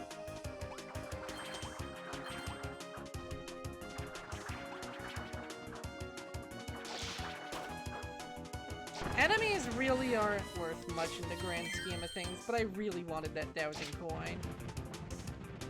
I gotta keep in mind, the bombs are my enemy.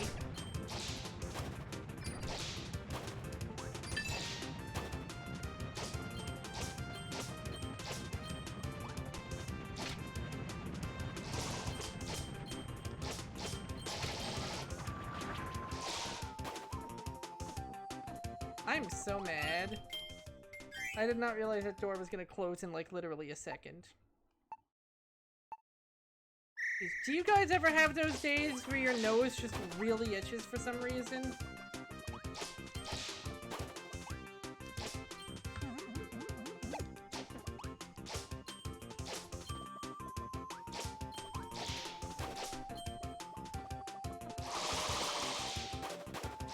God, my allergies have messed me up. Internally, externally, outernally, eternally. This really just is one of them summers, huh?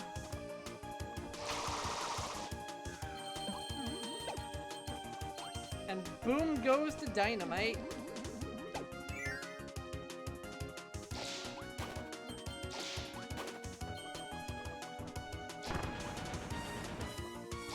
Whew.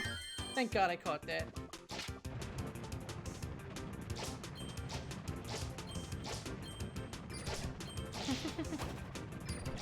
Oh no. Are you slipping into that song?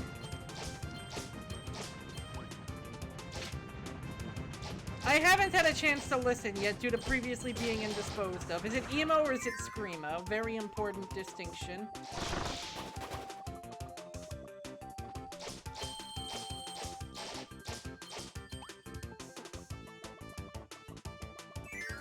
New metal, there we go. It's a new metal! Yes it is!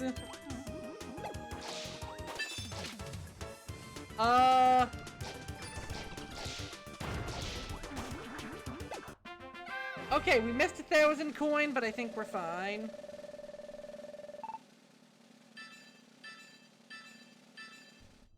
Woo! Ding!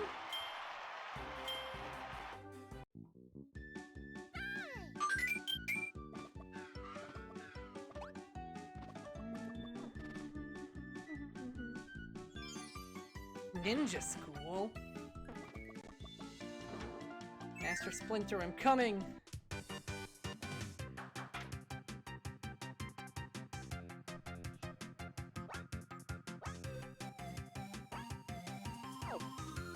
Never mind! I do not have pointer. My completely legitimate Wiimote does not serve as a legitimate Wiimote. Instead, we're going to Atlantis. The Onion Ocean. Say, what was the other place called?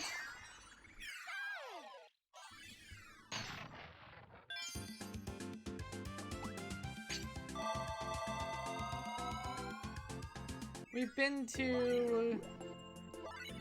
There we go. Cookie Country, the Raisin Ruins, and now we're going to the Onion Ocean. All these levels are alliterative. I love it.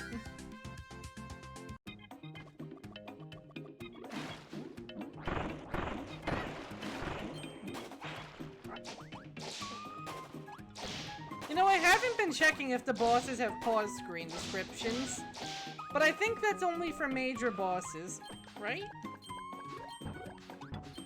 Okay, if we get to this world's end, and then last boss... Real talk, of all foods to hear someone actually flat out describe enjoying, did not expect you to say onions.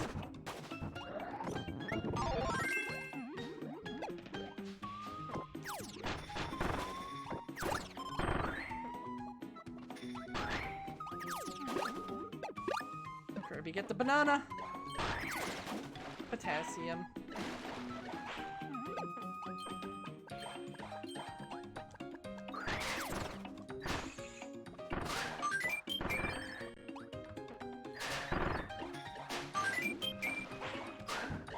Deltarune is...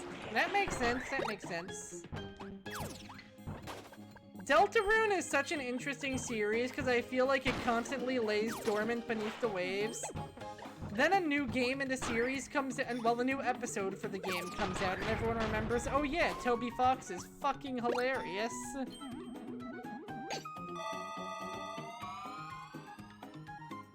I don't know if you can put a topping on a bunger. Bug snacks need to be eaten whole. Apparently, if you try to cook or take them apart, they actually just turn into flavorless mush.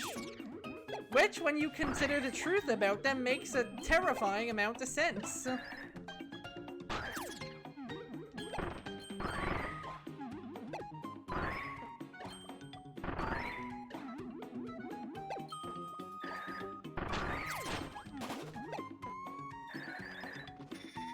I love Kirby's twitchy little cheeks. Look at him go.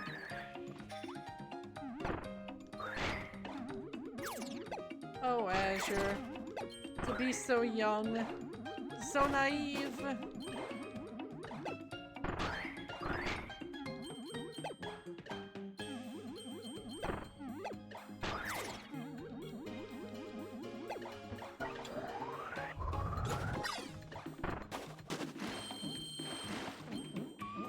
To not know the perils.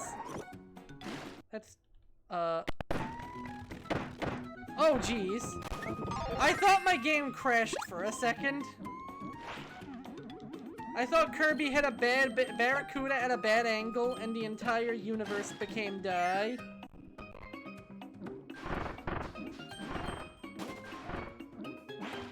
Look at these Rayman-ass turtles. Hey Rayman, how's it feel losing your game to a bunch of rabbits hopped up on sugar, huh?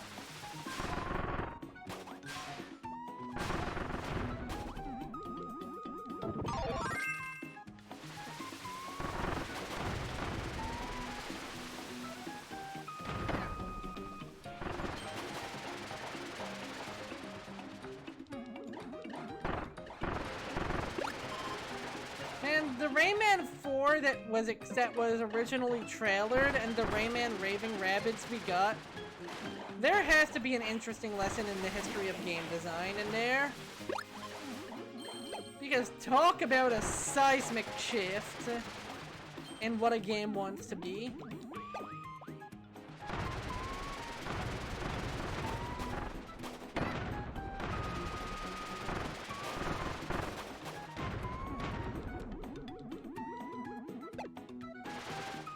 Yes.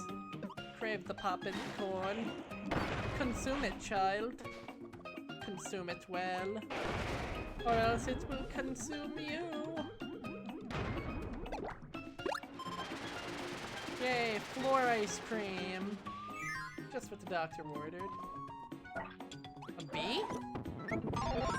Oh, yes!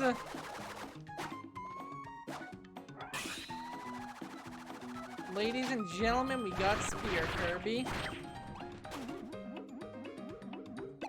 D's on trees! D's on trees! That is the cutest shit.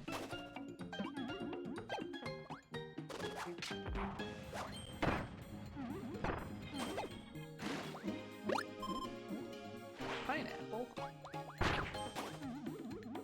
I am noticing a concerning lack of metal gears in this level, though. That must be rectified.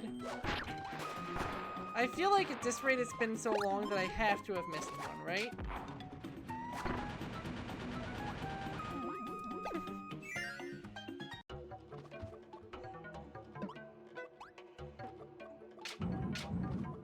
Oh no, this time it was in the order you would expect. Doesn't matter though. Puzzle solved. Wow, no, it really just was that long of a level without any energy spheres. We'll keep an eye out, because I would not be surprised if the next one do not take this long to come. Let's see, are there any spear abilities I'm missing? There's a lot of spear abilities.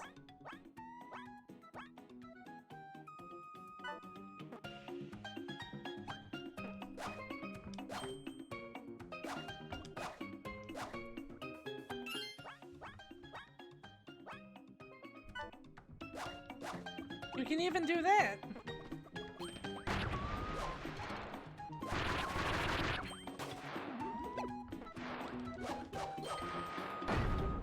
Ow. Oh no! One spear was not all it takes. God, I need to watch Forbidden Door when I have free time. That's a thing that happens? You run out of that stuff?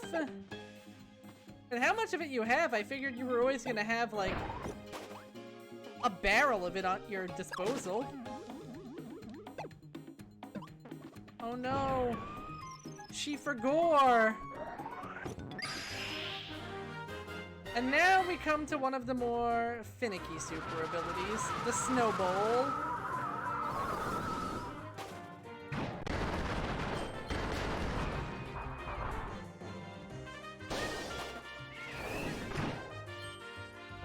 Despite being a little on the finicky side, it's cool.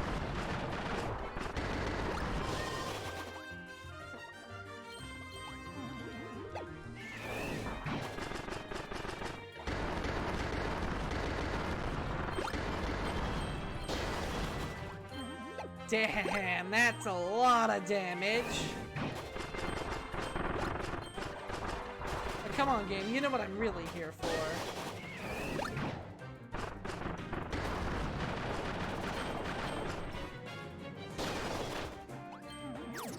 No? Still not it somehow? Just eat your food!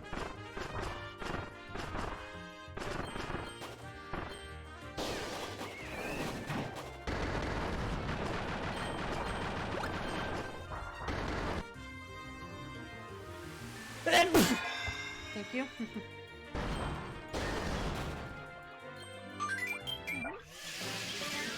I hunger for bonger every day of my life.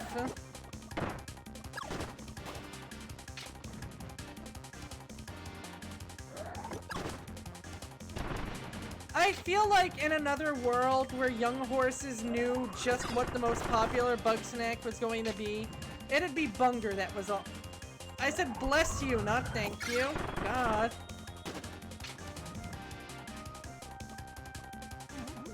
Like, I feel like Bunger would easily be the mascot.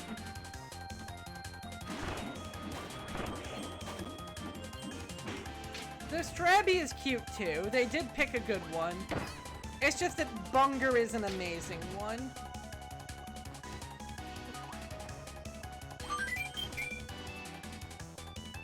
Tempted by my greed.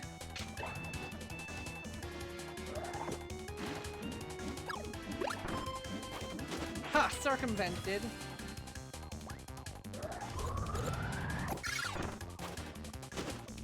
Come on, come on, come on. We can make it, we can make it.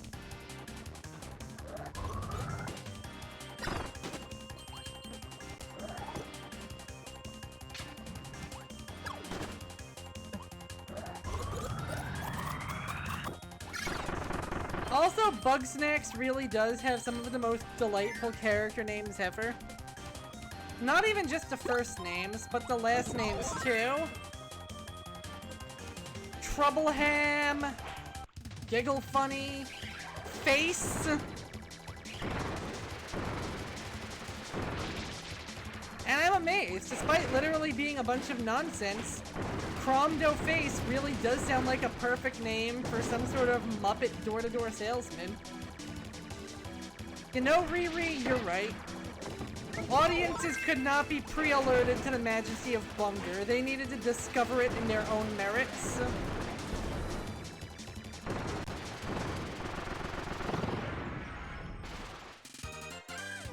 Ooh, another 7. Ha! Good point, good point. And spoiled beef sounds friggin' nasty.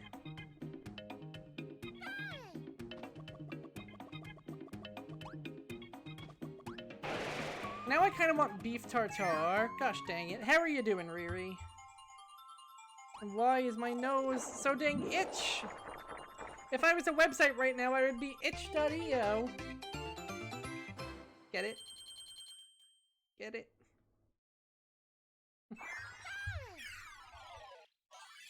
I can kinda hear it. I can kinda hear it.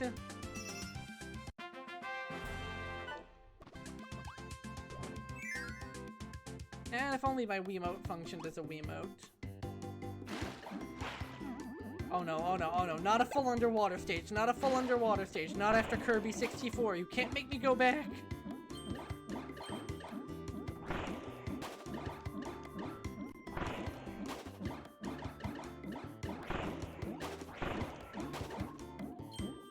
Though at least I have my water gun. You would think that being able to use your abilities underwater in Kirby 64 would be a blessing, but no. It was a curse.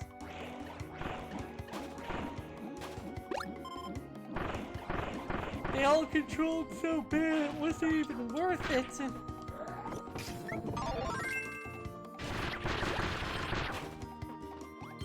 Welcome back. The one from It Takes Two was pretty great. I don't know if that counts. But it was a stage and it was underwater, boy howdy.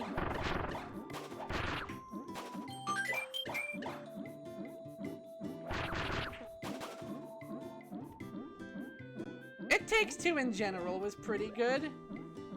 Bordering on very good.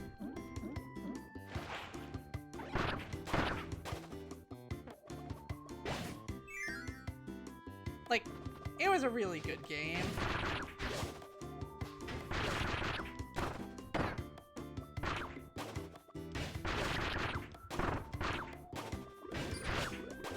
I don't think there's a game I've played on stream yet that I've flat out regretted playing.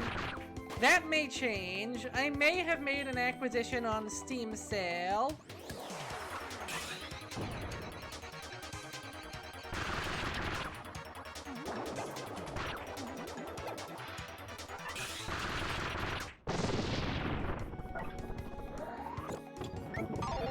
Come on now.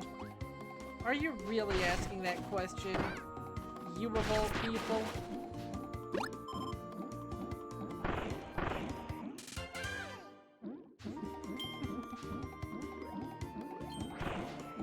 Oh, come now. I'm sure you already know the answer.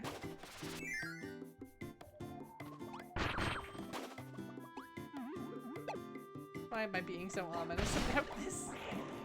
Then again, when you figure it out... No, it's not Bad Rats. I've already been Bad Rats. Come on. You don't buy yourself Bad Rats. That's just so gauche. Someone else has to gift you Bad Rats, or it's not a proper Bad Ratsing.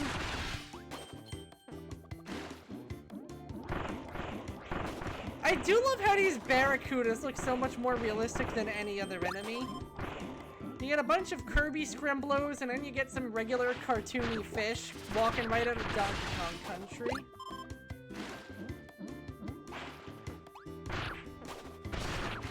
If I give you a hint, it would fuck it up.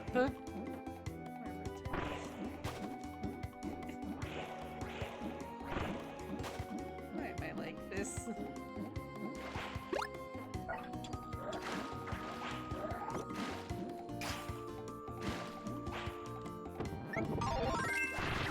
It's not The Room the Game, Riri, although that is an amazing Flash game and I wish I covered it on my Flash game special back when Flash was dying.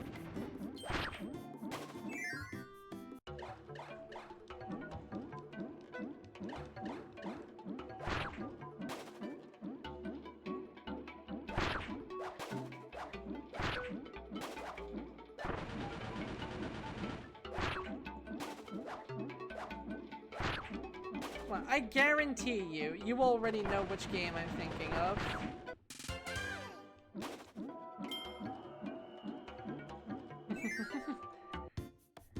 Yeah, Flash honestly survived way better than anyone expected it to, and this is why game preservation is so important. Especially because think of all the places it didn't prepare the way, say, Armor Games and Newgrounds did. There might be so much content that legitimately was lost forever.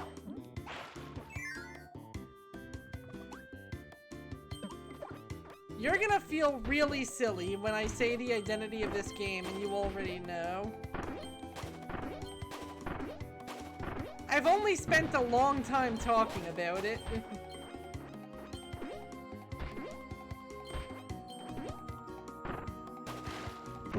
I should have expected that. I wish, Riri.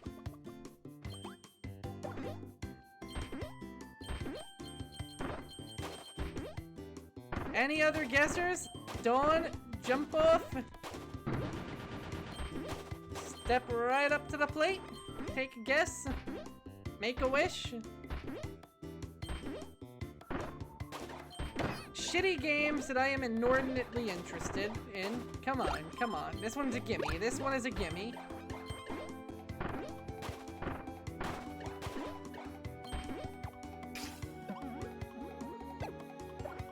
Ooh, good guess, Doom, but no.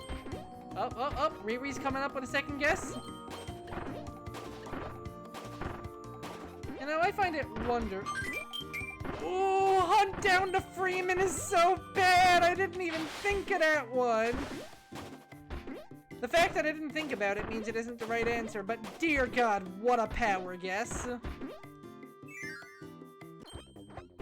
I approve of your moxie. Oh? Well, what did you find? What did you find? Hmm? Care to inform the audience? You didn't know it was on PC? You didn't know it was on PC? No, what a friendly fella. No, he's trying to eat me. That's not friend. That's not what a friends do.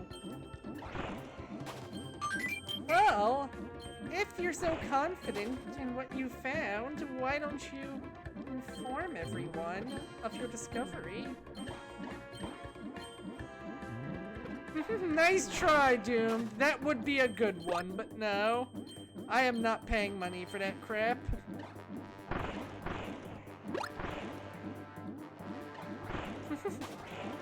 Hey, you don't have to be coy. I'm the one being coy here.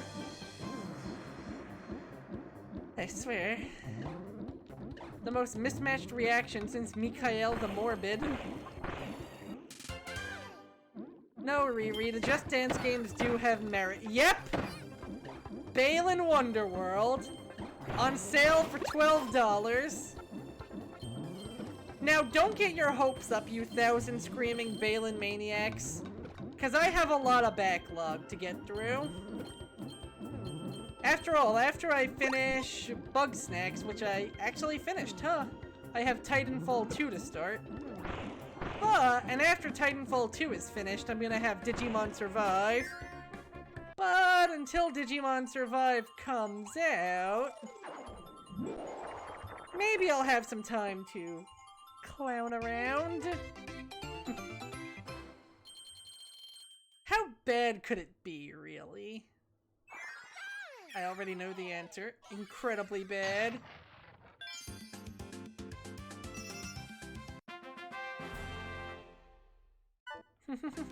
Aw, she loves me.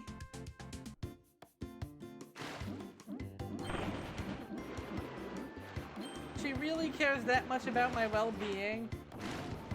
Okay, I'm really digging the interconnected level design here. Like, we just did a primarily underwater level, and then that underwater area leads to a waterfall taking us to this area. That's some cool stuff.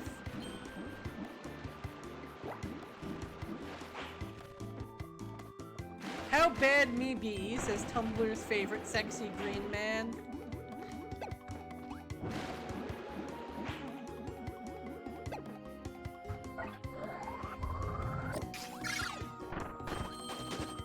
Secret hammer, don't mind if I do.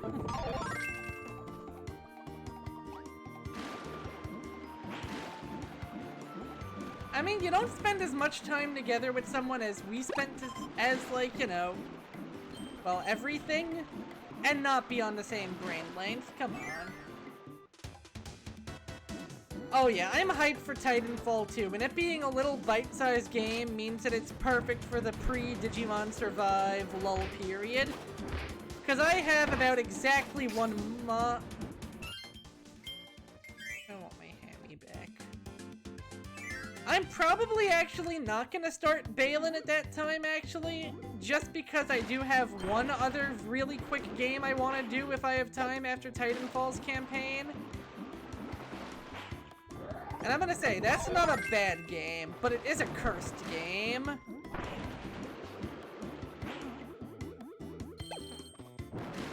That's right, folks. If I have time after Titanfall, before Digimon Survive, I want to play Yonoid 2, Enter the Void. A sequel to everyone's favorite NES platformer starring a Domino's mascot.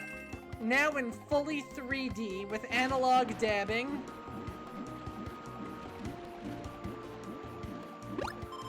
How could you forget Yonoid 2, Enter the Void?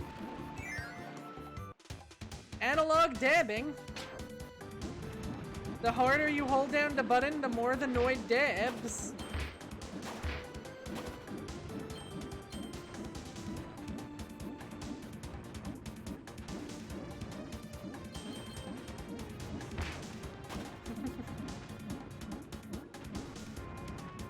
I don't even know how long the game is, but I want it. And it's completely free, so, you know.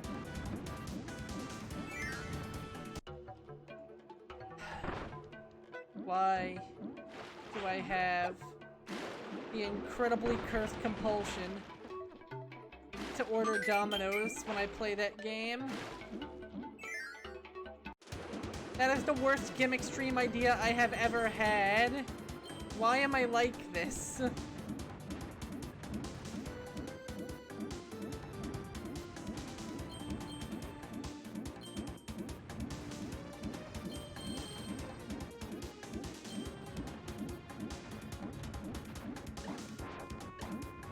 And yet, the more I mull on the idea, the more it sounds A, oddly hilarious, and B, exactly like something I would do. You can't even deny it.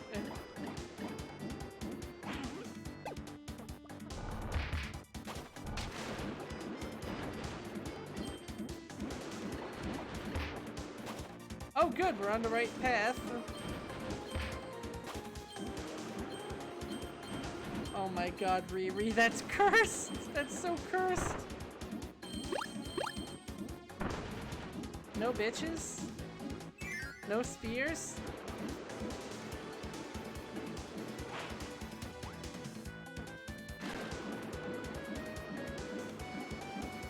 I think my love affair with Hammer is about to come to an end if they were offering me a portable tomato.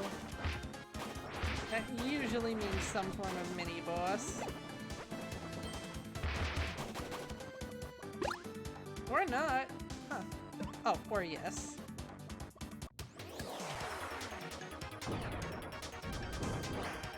It's Rocky's big brother, Moundo.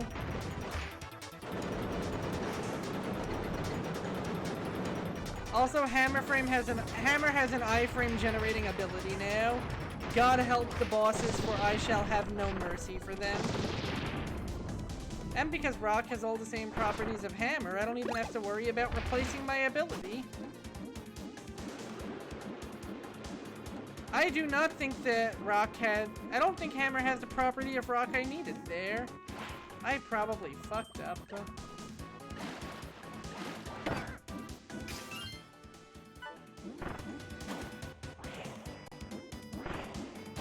Hey, we had Mario. We had Mario. Also, Dawn, you're not even wrong. And yet, here I am. Right, middle, left.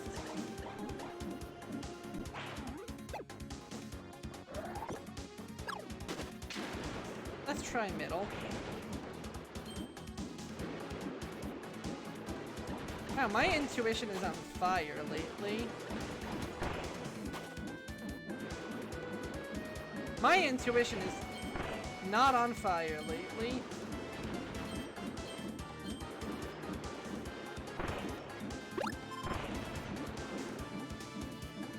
Do I have to try that whole section over again? I do, but we have to come back here anyway. I think we missed like all the spheres. I can't believe there's 3 Marios now. There's Italian Mario, there's French Mario, and then there's normal Mario.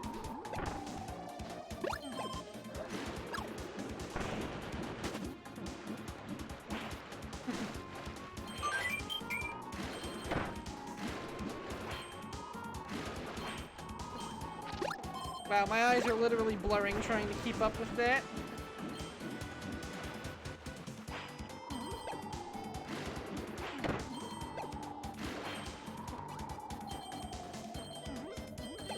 Although I will say, if we traded Mario for Tifa, that was a pretty good trade for the Italians. So good job, Italy. The crisis on Infinite Marios.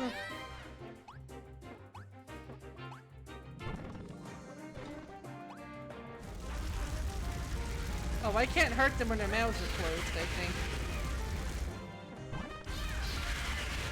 Now I just hit them in the Donkey Kong barrels. Okay, hit them in the Donkey Kong barrels. It sounds like a hell of a euphemism for something. Am I right or am I right?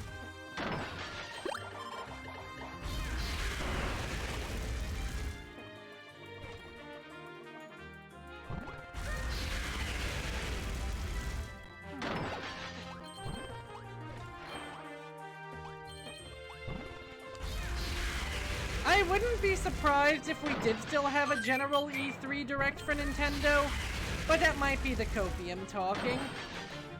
If not, then I would not be surprised if we see more specific Directs aimed at stuff like Pokemon coming up in the nearish future. That's true, it is the anniversary, and it's been a very sleepy anniversary, unless you're a fan of plushies, in which case you are eating really well. Well, then again, we did get, you know, Forgotten Land, which is arguably, like, the best Kirby game to come out in recent memory. So it's not that bad, but I do wish we got a little bit more. Maybe closer to the end of the year.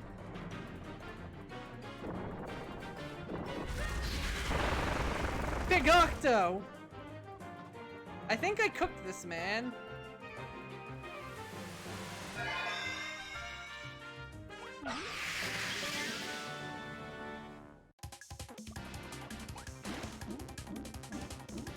Oh no, other dimension beneath the waves! God, these Barracudas really do not feel like Kirby enemies. They just kind of look like any video game Barracuda you've ever seen. And in a way, it makes them feel all the more unique for it.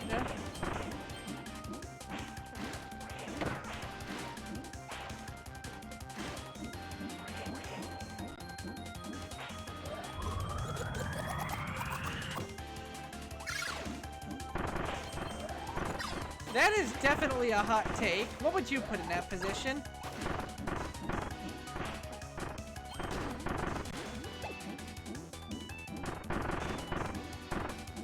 Oh no, I did not realize I was up there.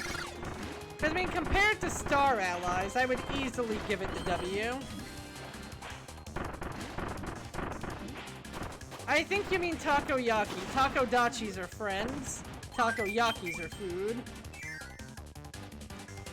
Okay, if we're counting the entire modern era, that goes, in my opinion, solidly to Robobot. But at this point, the modern era is like 3 console generations long.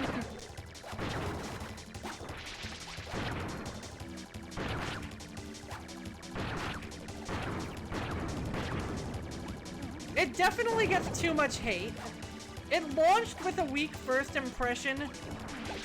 Nowadays, I would argue it's a really good fan service game, and it does have some real spicy challenges if you know where to look. But unfortunately, having a bit laxer of a main campaign than a lot of games really does start to pour games out on a pretty, like, meh foot with some of the fans comparatively. Which, honestly, yeah, it's a shame, because there is a lot of good stuff there. And I would stab a man to get the Dream Friend mechanic back. Hell, I would have been stoked to get another season of that. There was still so much potential you could have tapped. Which feels weird to say when they had, like, a character from every facet of the Kirby universe show up. But there still was so much potential to tap. Which shows you a lot about how deep the Kirby series' cast actually goes.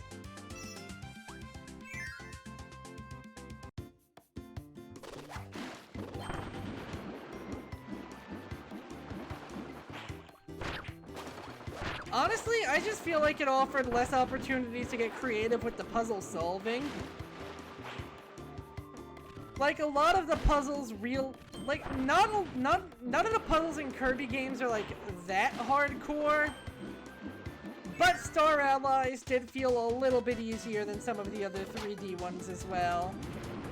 And I kind of get it, because the core gimmick is honestly a lot harder to balance.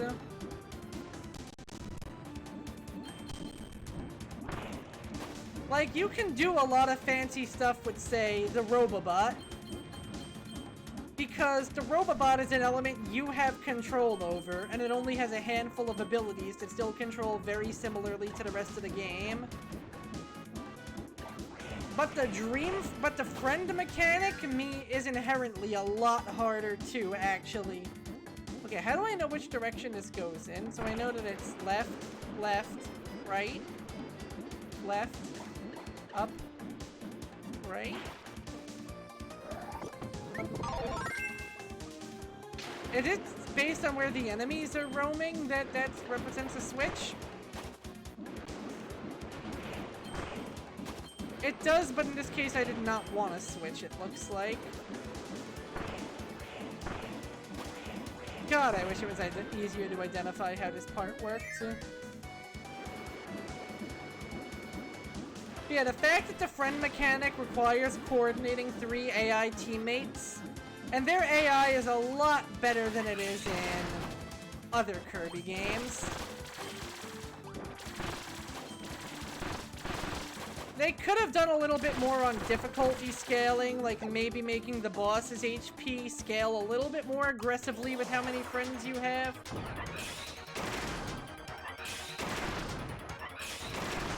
Bold take.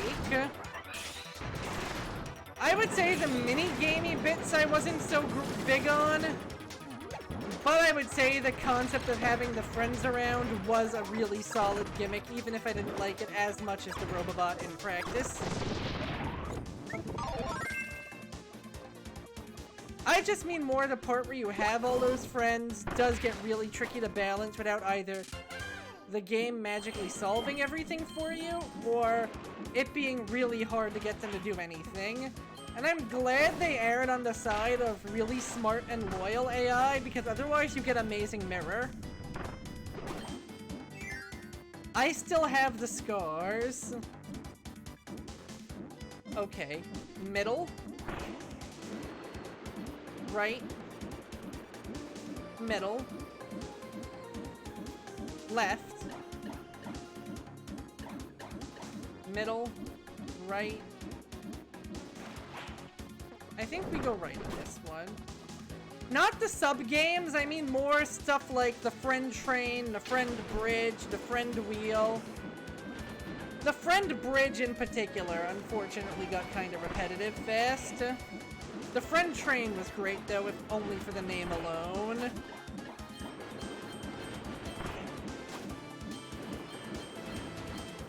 Honestly, Kirby Star Allies is the game I would most want a ROM hack based off of. Because, dear God, that game gave you an incredibly expansive toolbox, and I want to look at the game, access it all, and tell it to do its worst.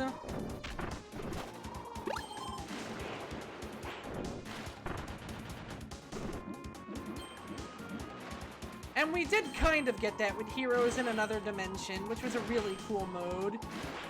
And it also gave us Soul Melter EX, which, oh my god, that is a hallmark for difficulty in Kirby games. Like, anyone who just flat out says all of Star Allies is too easy, I order to do Soul Melter EX with no friends. And they will learn fear.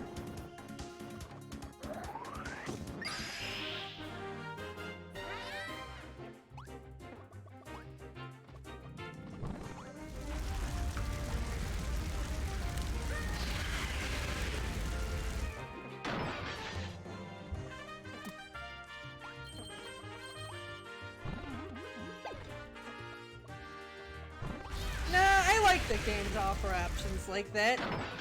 It lets the stubborn, crazy people like me feel a sense of achievement for not needing to use everything the game brings to bear.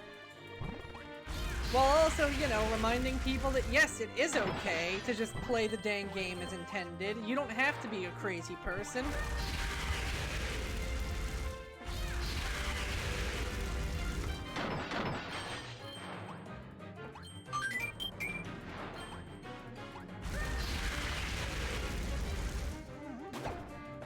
God, I can't imagine doing a no-ability run of Forgotten Lands hardest content. Because the game clearly intends for you to go to tier 2 and 3 abilities. And, Inhale does not have that. I think Inhale stays at the same power the whole game. Trying to fight the final boss with that sounds like a literal nightmare.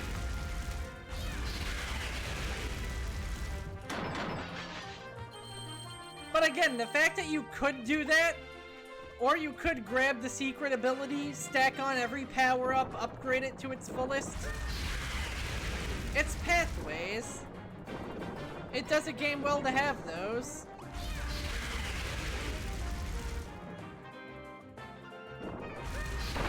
Haha, you thought you could live.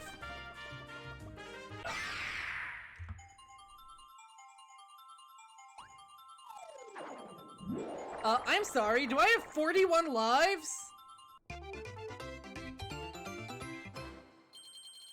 Forgotten Land combat is dodgeball if someone managed to draft Neo from the Matrix onto their team. It simply isn't fair.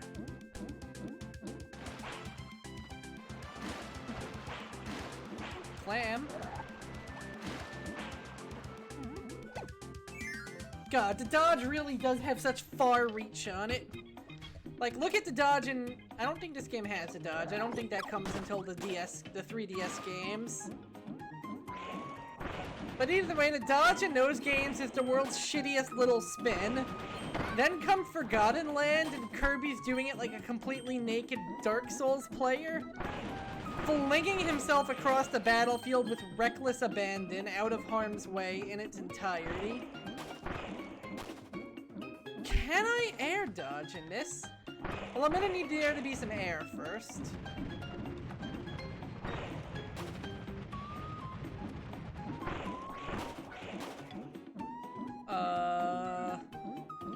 This is probably gonna be an underwater cavern or something. Yes! Underwater temple, underwater monk, underwater rhymes, and underwater funk. I love that Tumblr post.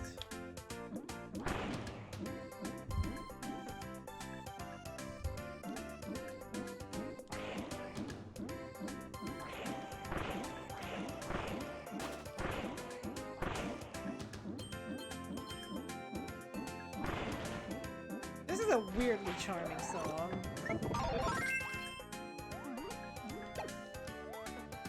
No air dodge for Kirb.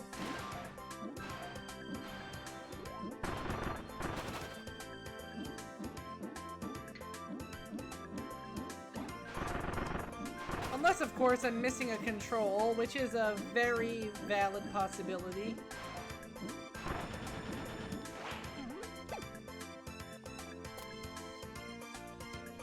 No, I'm pretty sure if there is any dodge stuff, it would basically be move and roll. You know, the way Smash does it.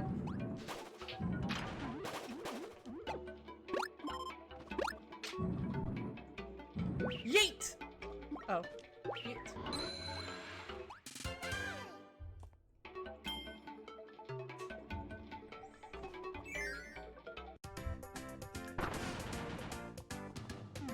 Also, it may look like we're making incredible progress through the game, considering we're gonna have, like, 3 of the 5 worlds finished by the end of this. But I'm afraid I've got some bad news for you guys. There is a lot— well, not bad news, more like amazing news. We have a long way to go still. Oh. I've already been that way.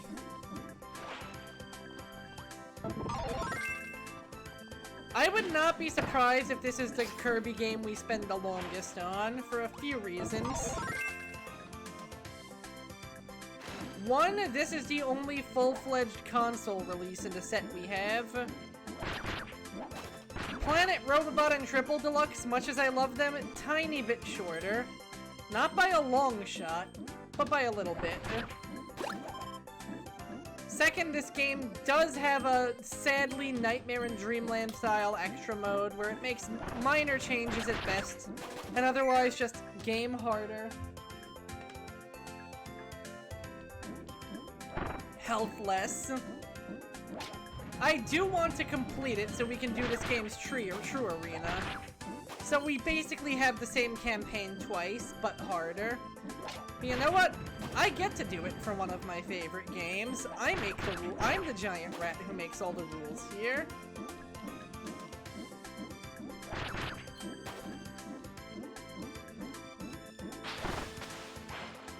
Robobot and Triple Deluxe have the best extra modes. And you will see why when we get to them. Of course, honestly, Star Allies is no slouch either, but again, Star Allies needs to wait until I have a Switch capture card.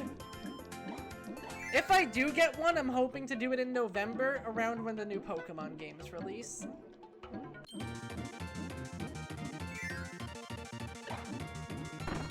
I'm sure by then I will have beaten Digimon Survive, and I can go from one Mons franchise to the other.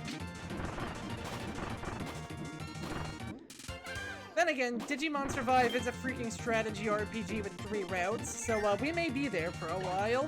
I don't know, it's new and exciting.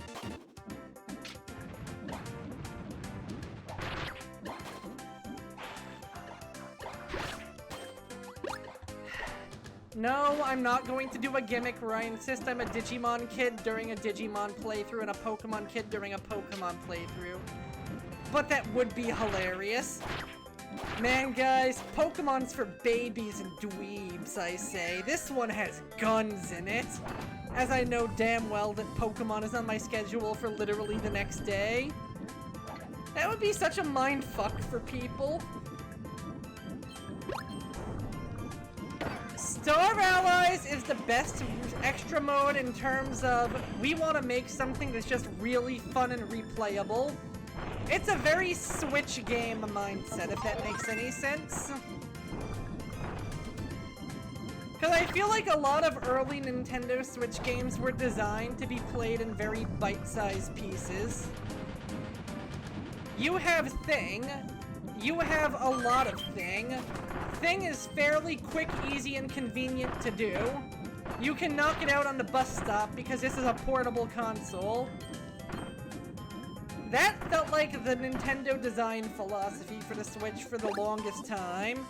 Smash Ultimate had the spirits. Breath of the Wild had the shrines. Mario Odyssey had the moons. And Kirby Star Allies had its guest star mode.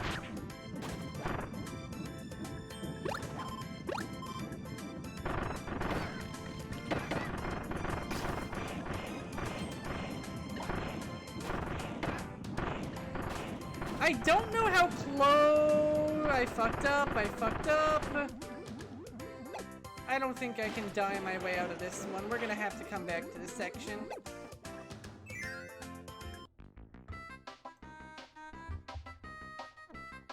I hate when that happens.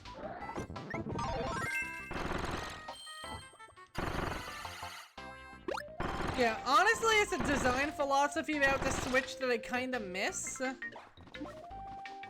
Because a part of me feels like they don't really do it that way anymore, you know?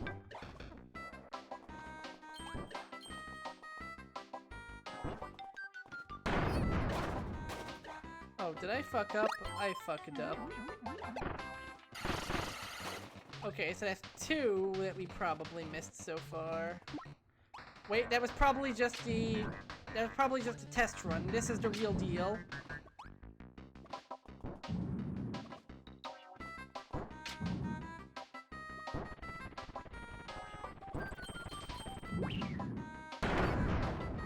Ow, my everything. Yeah, that makes sense.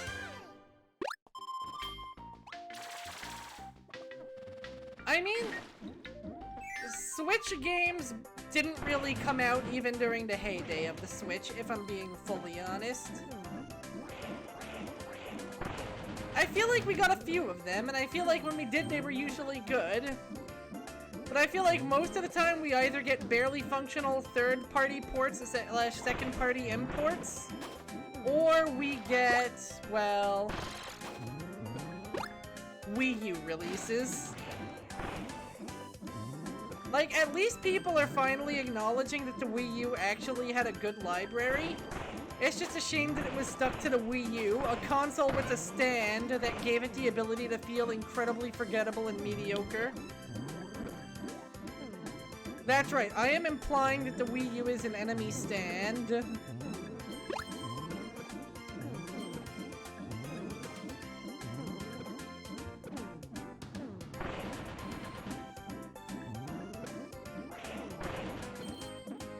I feel like we missed something.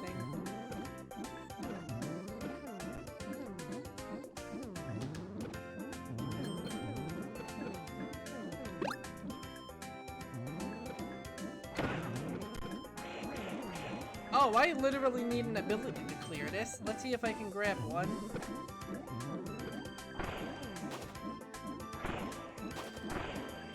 I know there was a spear bee, was that in a different room, or was that here?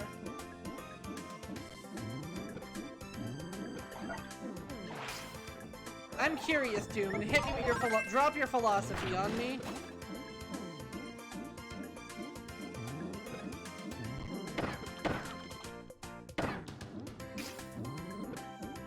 Let's be fair, the 3DS was hella sunset by that point. It was to the point where instead of "Aw sweet, another 3DS release," it was basically, why though is it releasing on the 3DS at this point in time? For example, the Bowser's Inside Story remake, which literally killed Alpha Dream. Despite being a remake of the most loved Mario and Luigi game.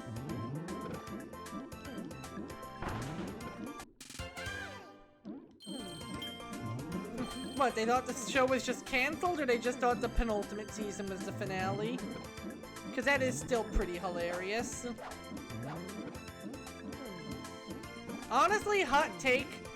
I think Bowser's Inside Story was the best Mario series RPG.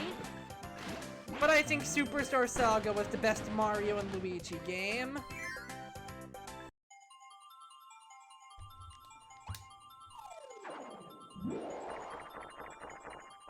And yes, there is a distinction.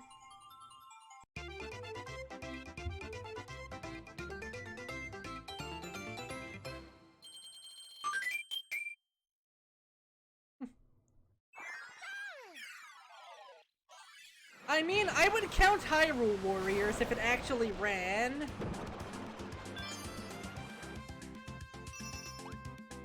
I'm not Mr. Graphics Guy over here.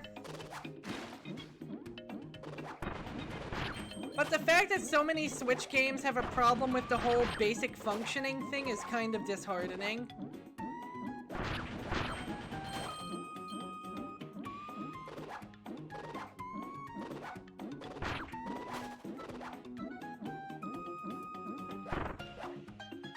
Which is a shame, because again, I love the Switch and I love the games on it. It's just optimized really bad, and only some studios seem to know how to tame it. Monster Hunter Rise, Mario and Zelda games, Splatoon 2.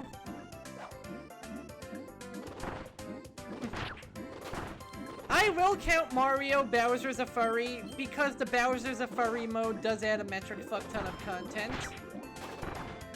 Like, they basically stapled an entire smaller Mario game onto 3D World.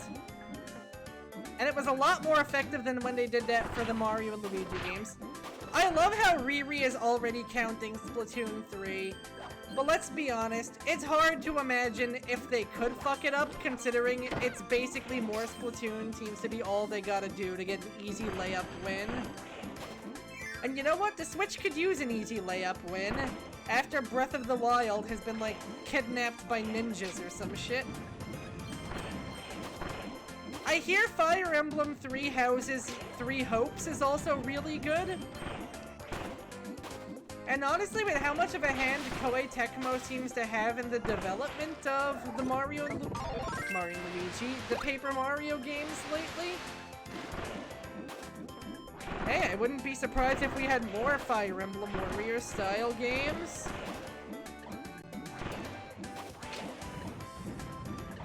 I want to like Three Houses more than I do, but Three Houses is a game that actually intimidates me. Because there's so much stuff to do in that game that I literally feel tired just trying to do it. I have way too many Switch titles backlogged to do anything about it. But man, would it be a good contender for a game to stream just so I actually get off my ass and do it. God, Metroid Dread is so good. Real talk, a Switch capture card opens up so much for me because I could stream Metroid Dread. I could finally stream Pikmin 3.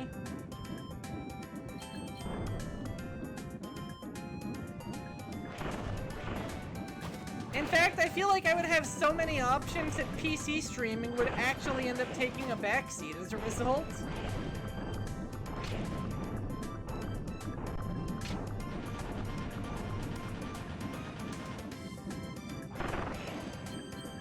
I know the Fire Emblem IP at the very least is first party. Because when the dude who made a lot of the earlier ones wanted to make his own game, it had to be some weird, like, I can't believe it's not butter version, the Tear Ring Saga. Apparently that game has some seriously asshole-ish mission design.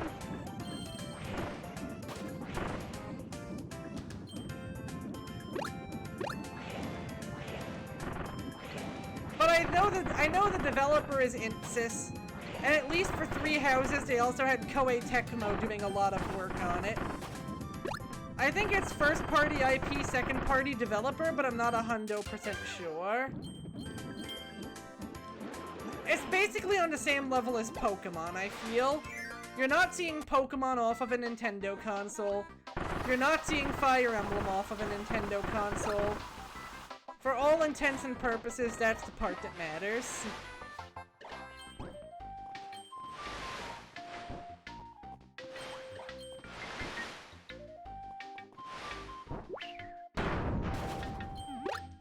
Hey, one up. So I think we're going to fight this upcoming boss. We're going to do the high jump challenge, and then we're going to wrap and raid for the day. But man, has it been a blast getting acquainted with this game again.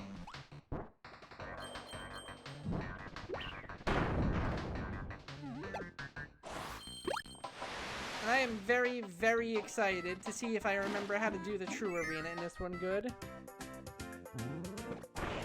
Really? I forgot about that, huh?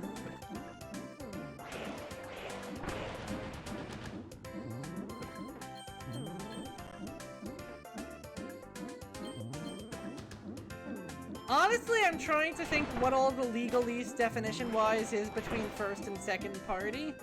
Is second party like the IP is basically owned by the company, but they use an affiliated developer instead of their own?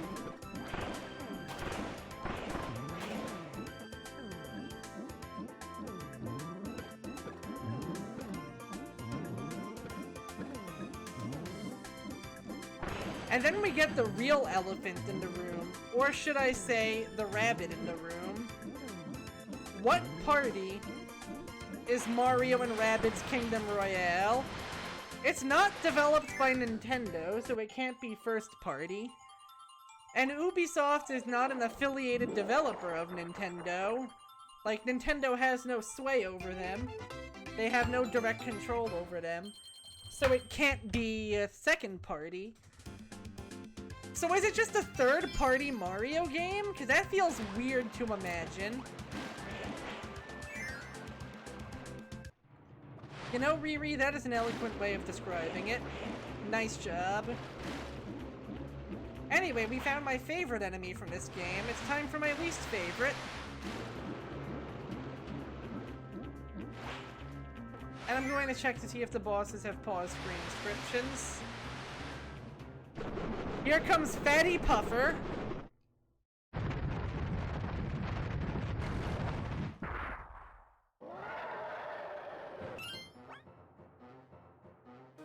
It does not. No love for jobbers.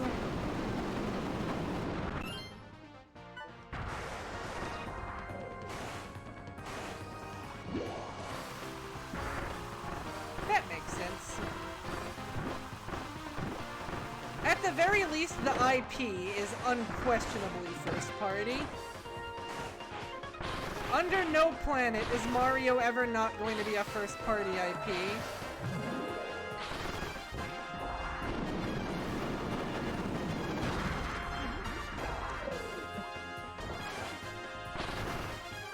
I still love how these are the first third-party Mario games since goddamn Hotel Mario.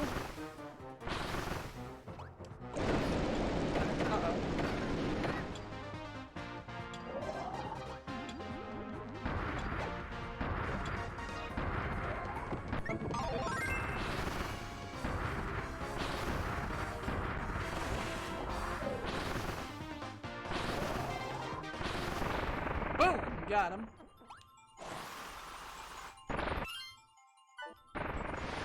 Yeah, no luck. But we have the left wing! The lore is now balanced, as all things should be.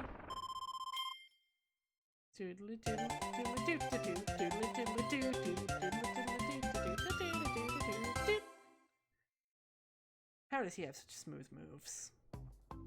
Back to the lore. Who is now perfectly balanced. Still can't fly, though. I mean, now Mario associates with real minions. Just think, in another world, this could have been Mario X Minions Kingdom Royale. How does that fact make you feel, Riri?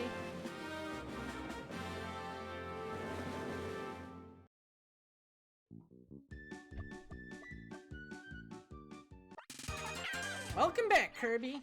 With the left wing back in place, the wings are finally complete. It's finally looking like a real star cutter again. If we can find those last two parts, the lore will be flying again in no time. Keep at it, Kirby. I believe in you. Hey, Kirby. How's it going? I've made quite a bit of progress repairing the lore's interior, so I don't think it's all fun and games back here. I'm working hard, too. You found 45 of my energy spheres. As for the missing parts, all we need are the emblem and the mast, just 2 to go. By the way, so you've been gathering energy spheres. Have you seen those crazy sphere doomers show up from time to time? They're mysterious creatures that usually live in another dimension. Energy spheres are their favorite snack. We were right! I'm sure that's why they're here. But I need all of my energy spheres back, even the ones they've run off with. Give me more dialogue, Magalore.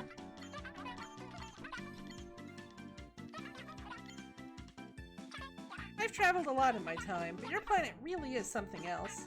I'm amazed at how kind everyone is, and none of them more so than you. I just can't thank you enough for all your help, Kirby. He's so nice! What's he doing being so nice?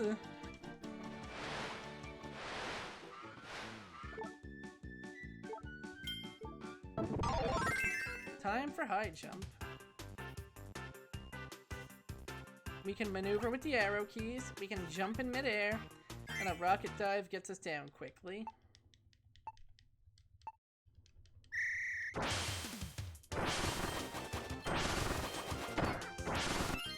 That didn't go so hot.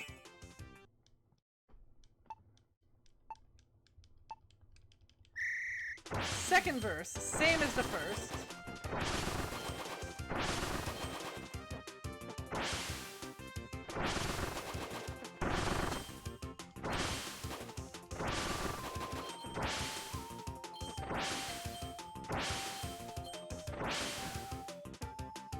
Oh, that's mean. That's a mean trick game.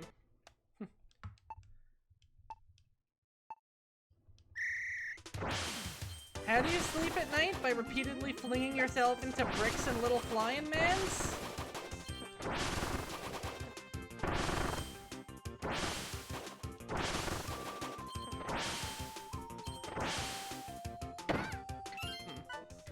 Also, I hate how I keep swearing this backbeat of this song has the Discord "you've disconnected a device" sound associated with it.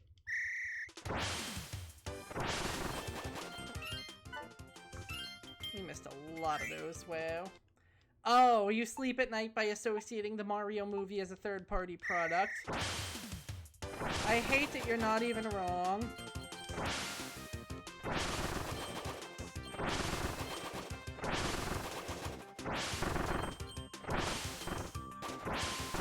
It's interesting, because Nintendo's never really been the type to license their content before, and it seems like they're really kind of stepping into the today era with that kind of stuff.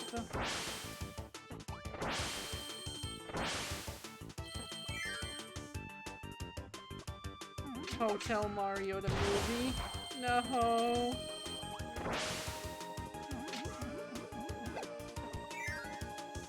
Link, the Faces of Evil, the movie.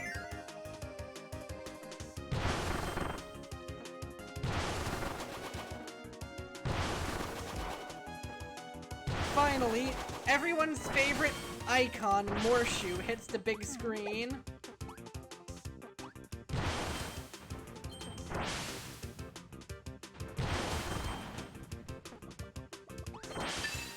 Rope? Are you? That sucked.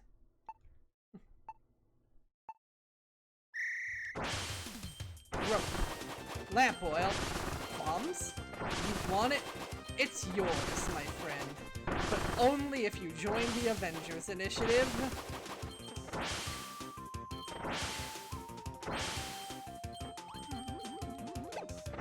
Sorry, Tony. I don't give credit. Come back when you're a little, richer.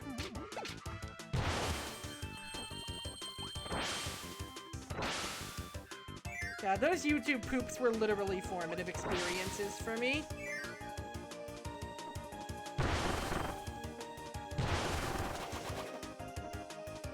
I don't know which that one guy you're going to talk about, so I'm just gonna assume Danny DeVito. Oh no, not Pauly Shore! God, CGI Link would be Pauly Shore. It fits too well. I hate this. You have made... How am I supposed to do that?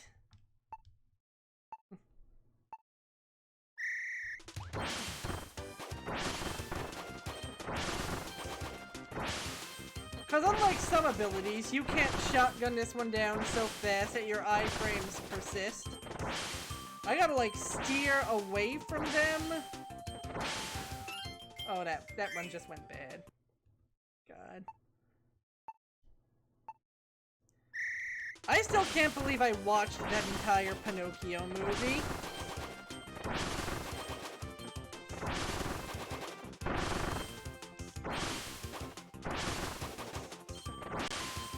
You don't want to know how many times they used the same stock footage loop of Pinocchio riding a horse. Not quite. Let me tell ya, they got mileage out of their CGI budget on that one.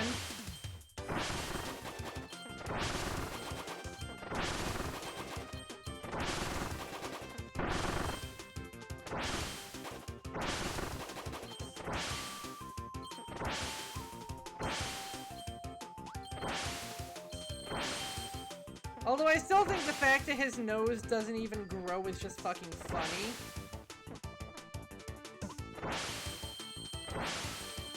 Worth it.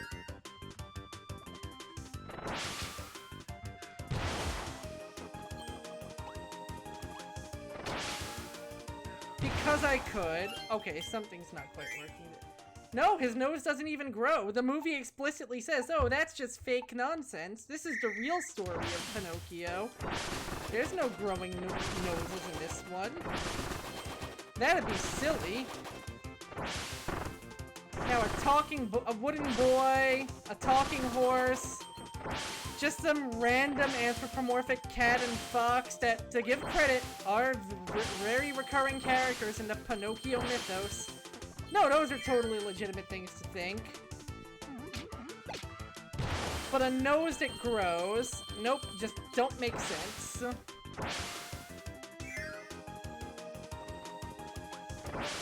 He's not even an asshole, he's just really blasé.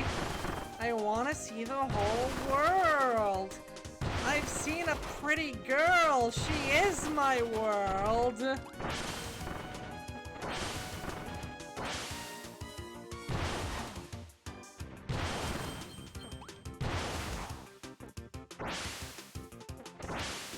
Again, just inexplicably featuring the vocal talents of the guy from Biodome. Oh my god, that was close.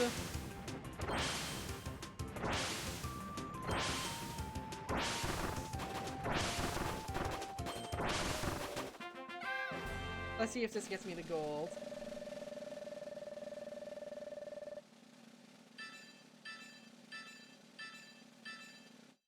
What? 27,500, okay, so we really did need to be a little bit cleaner on getting these, but you know what? We've done it once. We've done it once, that makes it easier every successive time. The golds in this game are actually pretty demanding, considering how often I need to bust into secret areas just to stand a ghost of a chance of getting them. And you know what, game? Kudos for that. I like when a game actually knows what it wants. Sometimes you forget Polysure exists, and at other times you're sad. Amazing. Father, when can I leave to be on my own? Got the whole world to see.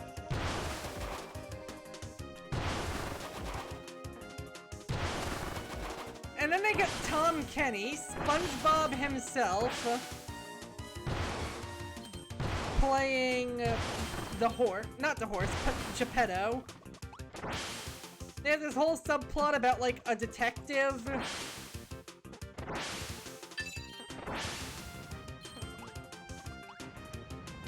Such a weird movie.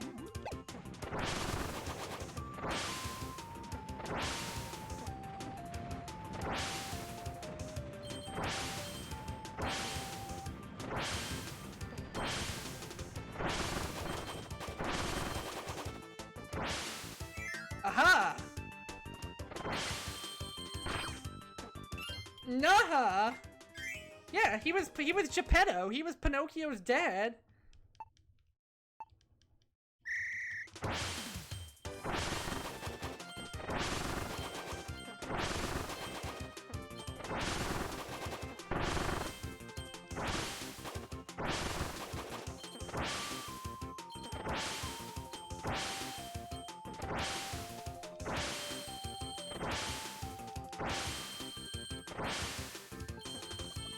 Also, I think the blue fairy literally reanimates Pinocchio, not for some greater, like, life lesson or anything, but basically for shits and giggles. She's just like, oh, this might be fun. I think, like, Geppetto, like, repairs a horseshoe for her or something, and she's like, oh, I'll reward him by creating life. For funsies.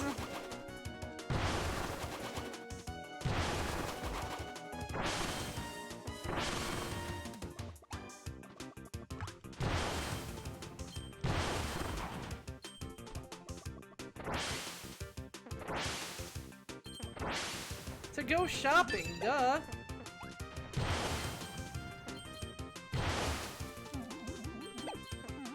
I mean, you have legs. Are you gonna walk everywhere? No? Then don't assume the fairy godmother's gonna walk everywhere just because she has wings. Flying takes effort, dang it. Ooh, thank you for catching... I don't know who the fuck that was. M&M? Yeah, thank you for catching M&M for me. I mean, God! Just because you have, like, hands doesn't mean you don't need to buy stuff. Another gold medal. We did it again, guys. Hey, Taya, welcome aboard. You are unfortunately just in time for me to wrap up, but it's good to see you again. We have made some great progress over in Kirby's Return to Dreamland. I'm doing that one stretch where I'm, like, using nothing but my arms to push myself up in my chair right now to obey the letter of the law while also doing my outro. Thank you guys all so much for coming. I hope you all had a great time. It's been a blast reliving one of my favorite Kirby games, and I am so excited to really get into the nitty-gritty of this one. But until next time, let me put you in some very capable hands. Good night, guys. Have a great day. As I set you all up for the raid.